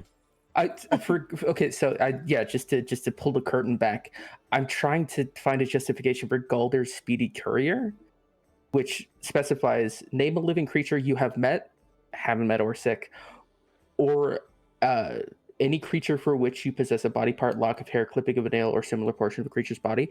But I'm leaning on the importance of the sword here pretty heavily. Okay. You know what? Because it is an attunement item, a fraction of his soul was placed into this. I would say I will allow that. Spectacular. Roshan has no way to make this connection, which is why this part is important. Do you have like a piece of him, a lock of hair, a fingernail, something like that, with his blood? Blood? Shit. I mean, if we was going to have any of his blood, it'd be on that sword. Because it was his sword. I assume it was his sword because we got it from him. Maybe there'd be some blood on that. Or you know what? But we might have some cookies. Do you think that blood, sweat, and tear goes into bacon? Maybe. Do you think... Is he a baker? I thought he was a guardsman. As you guys talk about the box of cookies and you pull them out of the bag, when you open them up, right? The cookies are moldy, disgusting, terrible. But you are looking at the box and you swear Orsic must have even though his wife told him that these cookies were for all of you, he probably took some out and ate them. And he has that nice big bushy mustache, and you can see that there's a scattering of little mustache hairs, kind of very small in the corner of the box, because he's kind of stole some of the cookies, and it probably like wiped off his mustache when his wife was coming in, and some of them fell into the box. This motherfucker, look, the fucking This motherfucker. Look, I keep my shit trim. You don't want that shit falling in your coffee, and this is fucking there's fucking hair in here. This is great. I have everything I need. You get him a letter, and anything else you want sent to him, I will send it. Okay. Shit. Compton will produce a piece of parchment and start detailing. Okay, let me rephrase this, because he doesn't start detailing. He starts with, "Oh my God, Orsic, I fucking miss you. I hope you're doing good. Did you bring any cookies when this is all said and done? Do you think we could have some cookies? I hope you're good. Also, here's a whole bunch of shit." And then he tells him everything about the fucking monsters. Yes, we were only able to get this to you because of your gross ass mustache hairs in our cookie box. Exactly. Yeah. Well, by the way, if you steal cookies in the future, please make sure not to put your hair in the box, except for this one time when it seemed to be advantageous for us in terms of using it for casting magical abilities. Don't worry about the fact we have your hair. Goodbye. Amazing. But yeah, so it'll detail out a note, and yeah, just give me cliff roll it up notes and- in between the weeks of like what you all provide, like the pertinent information to him, just so I can role play what information he has, right? Yeah, okay. And I mean, just as a heads up, it's going to be what we told. He has some of this information, which is important. He knows some of this, but we're going to make sure that he knows every new piece that we found, like especially around the tattoos, the eye, the unseen eye, the court of the unseen eye, shit like that. But I'll cliff notes it for you. I was gonna say he's at least I feel like they're a little bit more in the know at least than this side was. And do you also want the city map up? No, I'm good now. Yeah, I think we're okay. So if the decision is that we're going to push on to the stronghold, I think that's fine. We just got to prep for that. I do think that we do need to make it abundantly clear to everyone that we meet that one of the biggest priorities is searching for and sealing tunnels. Right? Mm-hmm. That's paramount. I know a lot of you didn't have to deal with the blood barons or these creatures. They fucking love tunnels. They fucking love tunnels. They're chock-a-block with tunnels, and they trap them. They trap them all over the place. Sometimes they'll set up a contraption that shoots a big fuck off bolt through you and kills you. That's fun too. We like that so fucking much. Grim's just smiling.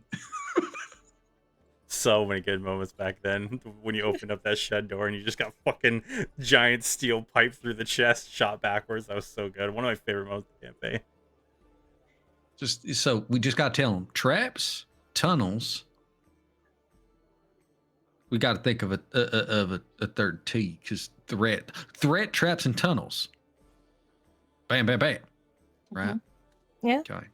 Yeah. Mind your 3 T's. Yeah, mind the tea. Don't spill it. Something like that. Okay, so that's the plan. Do we need to do anything? We need to find a place to sleep. You sure you just don't want me to make the tower? You don't want a bath before all this? Oh, I really do.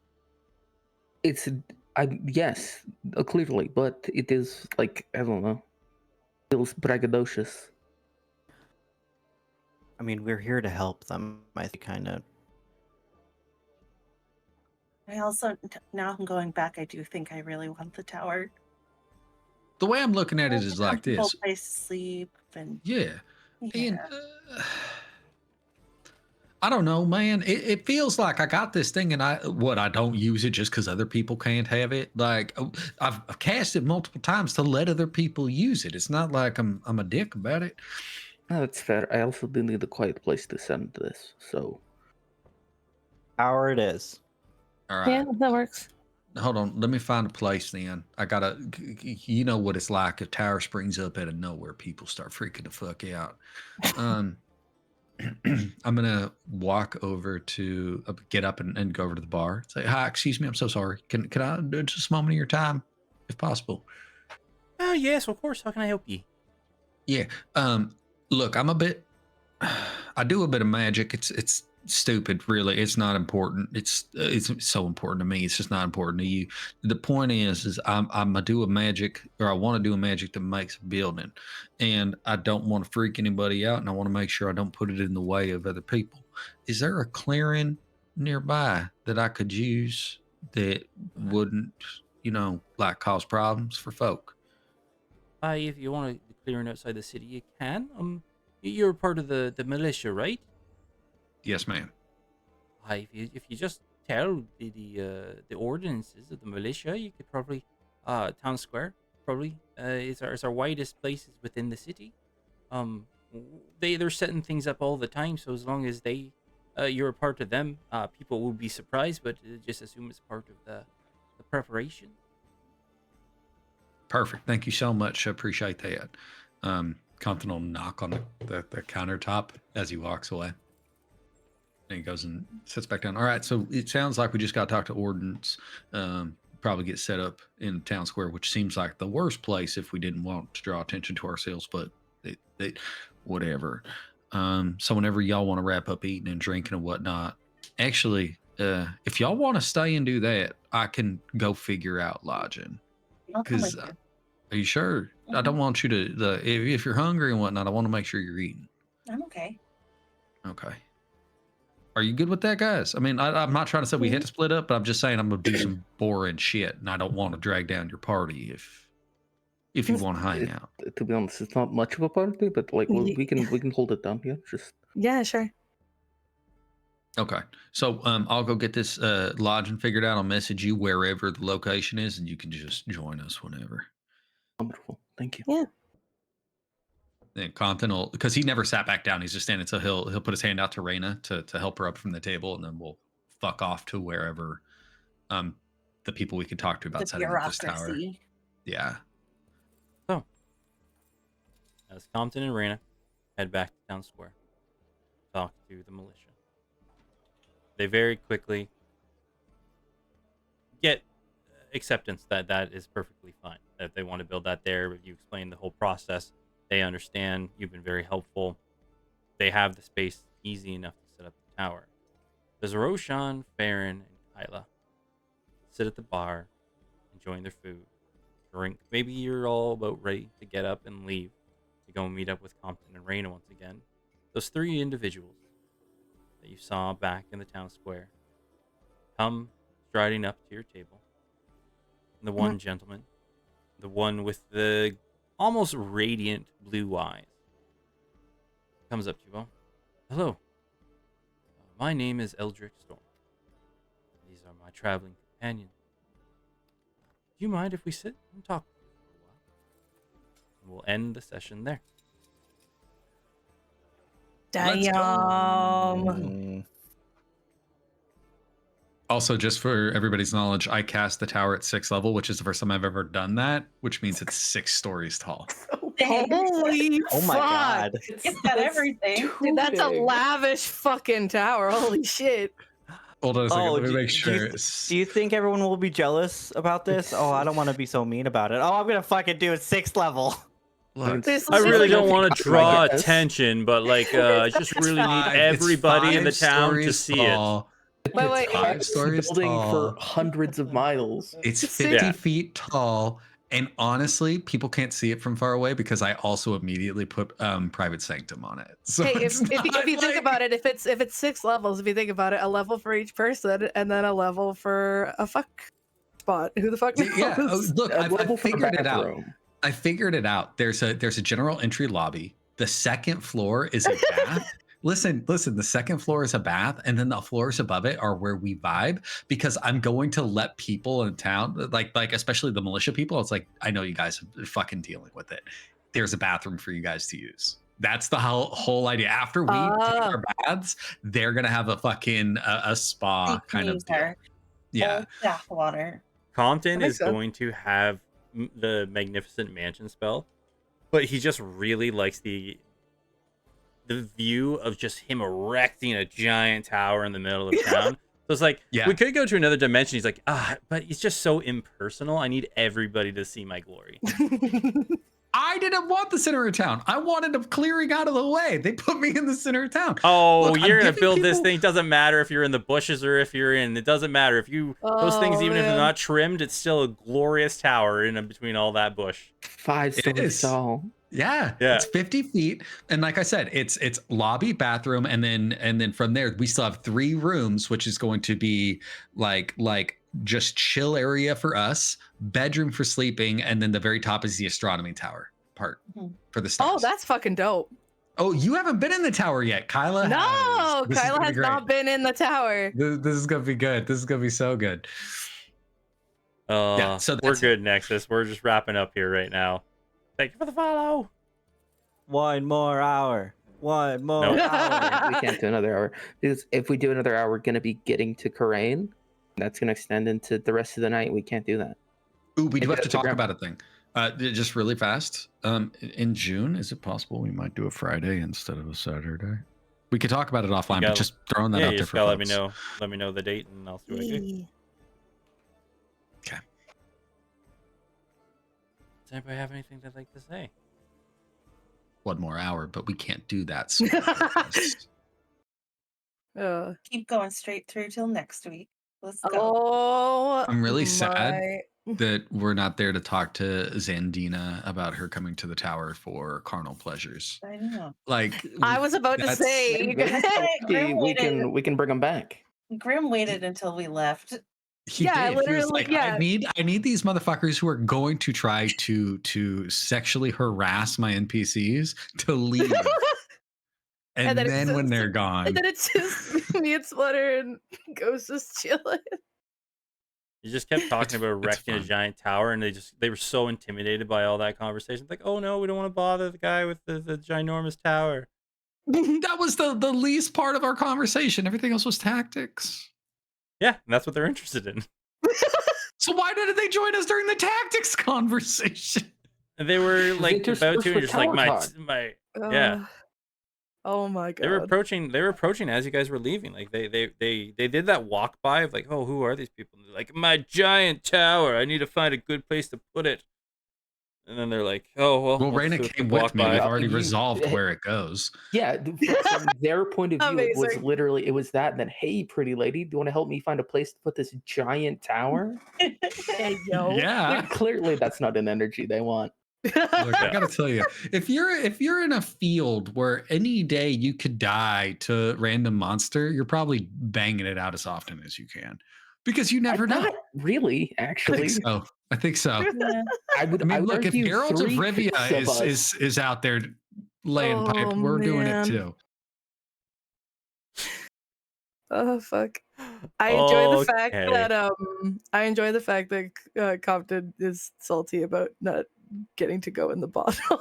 No, again, it's not even about that. Because honestly, I have a tower. The bottle sounds cramped. I don't want it. Like, I love it from like a strategic standpoint. I'm more irritated that there's this whole thing happening and you guys aren't talking about it. Like, that is irritating to Compton, Nothing because to talk every about. time What? Compton has had to talk to anybody about anything, his first thing is like, you should probably let everybody else know. That's always his immediate response. And you guys are like, don't fucking tell those nerds. It's just like, okay, cool. Okay, that's This an is unfair our thing. characterization. I was It's okay. exactly what happened. Oh, for the Fuck love them, of you're God. not us. It was, hey, if you feel comfortable, tell people about it.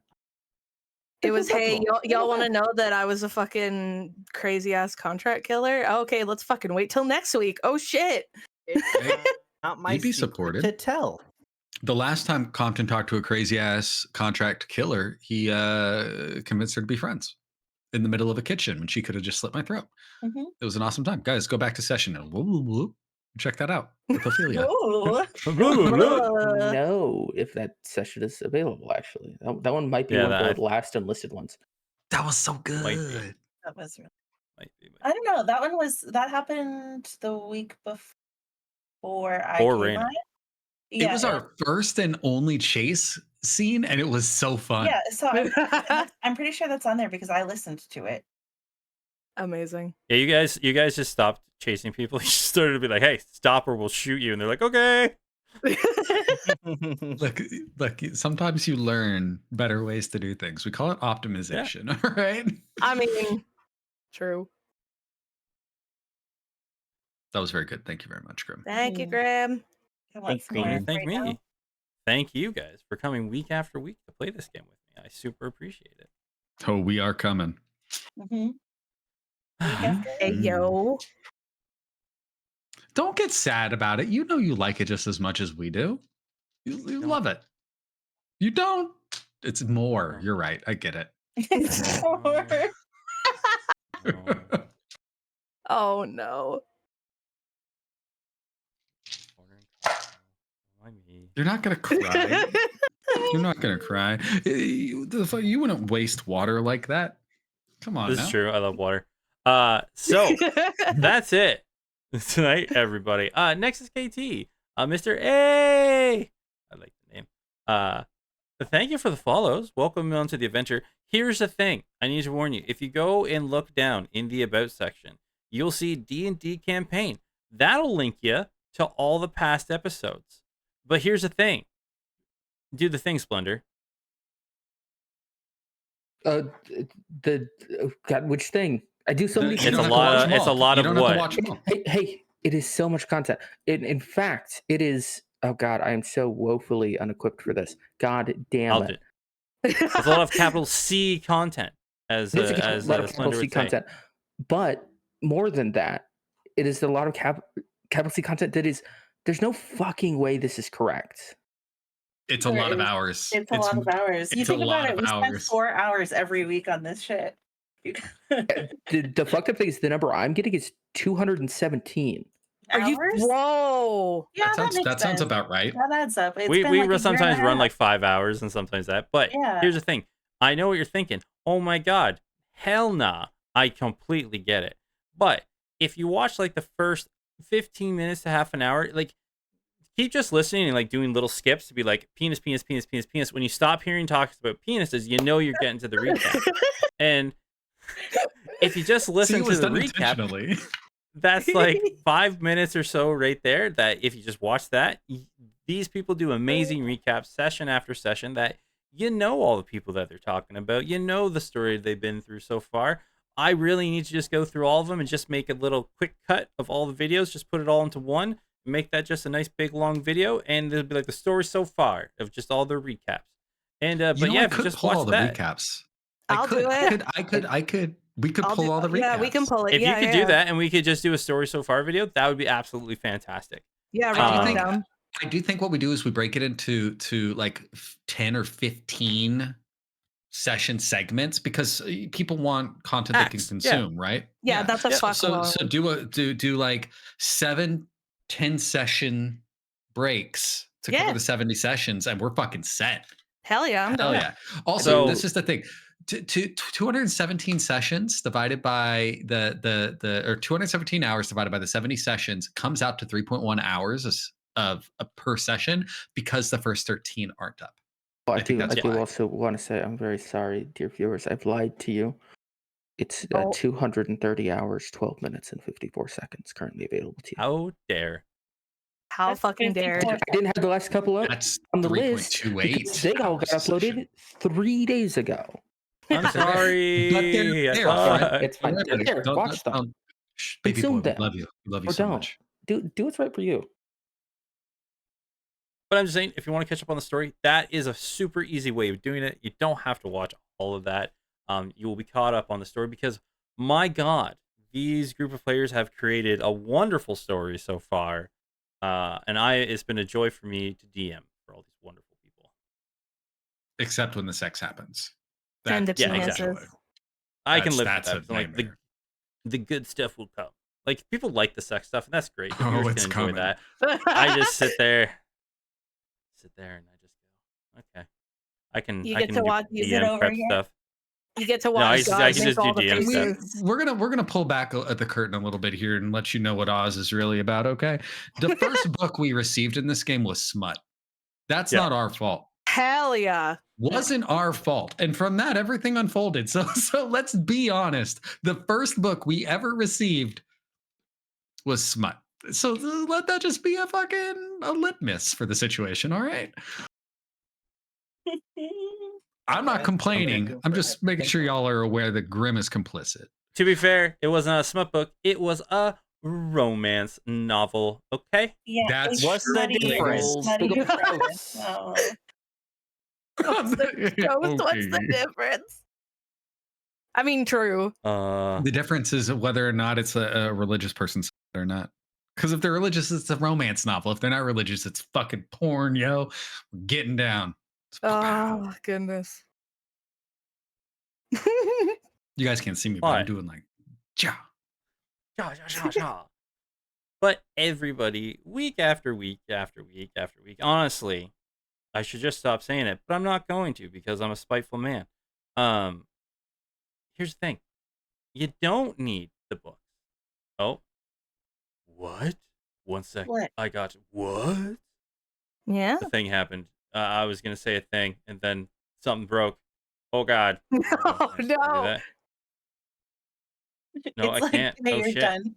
You're done. Some- Never Daryl. mind. You I was done trying with to do a raid, but this man does not want me to raid them. Well, how dare? They have raised Oh. Yeah, probably. Let me give me 1 second. We're gonna go there. Okay, everybody. So hey, once again, everybody, thank you for the total number of hours. I know, right, Crow? First off, thank you so much, everybody, for coming on this tale, this tapestry we have woven together. It warms the cockles of my heart week after week. That you all come and hang out for this adventure, because I think it's really cool. I never thought, people would want to come watch a D&D game that I ran, but I've been informed otherwise, and that's really cool for me, and I appreciate it. But the biggest thing is that one, a lot of you know that I've cut back on my streaming right now. I'm just running the D&D campaign because I'm working on some stuff, because I really want to try and make it so that you wonderful people who maybe want to get into a game do have an option to do some one shots and stuff like that. So that's future talk. That's stuff I'm working on in the future. I want to be able to get more people into more games, and maybe get people who are afraid of DMing to start DMing. And then maybe we can just make a little hot pot of tabletop RPG goodness. I feel Everybody. like you're calling me out. No, not at all. It's not calling you out. It's generally a call to people who maybe want to run a one shot. Like I know Wolfman has been interested in wanting to run a one shot, and I am more than happy to, if people want to, ride the DM bike and maybe have me there holding onto their back to make sure that the first run they kind of have something to fall back on. Super would love that. That would be really cool. It's weird that you call your PP with the bike, but I want to ride it anyways. What? I can't. No. Okay, this is gone off. I was trying to do something nice, but I just got completely rude. Hey, everybody, you don't need the books. You don't need the dice. You don't need all this fancy setup stuff. All you need to do is not have people yelling about peepees and go on an adventure together. All right, so everybody, we're running over to Life of Dice. Everybody, thank you. Goodbye. Bye, everybody. I'm not going to let them say penis. Bye.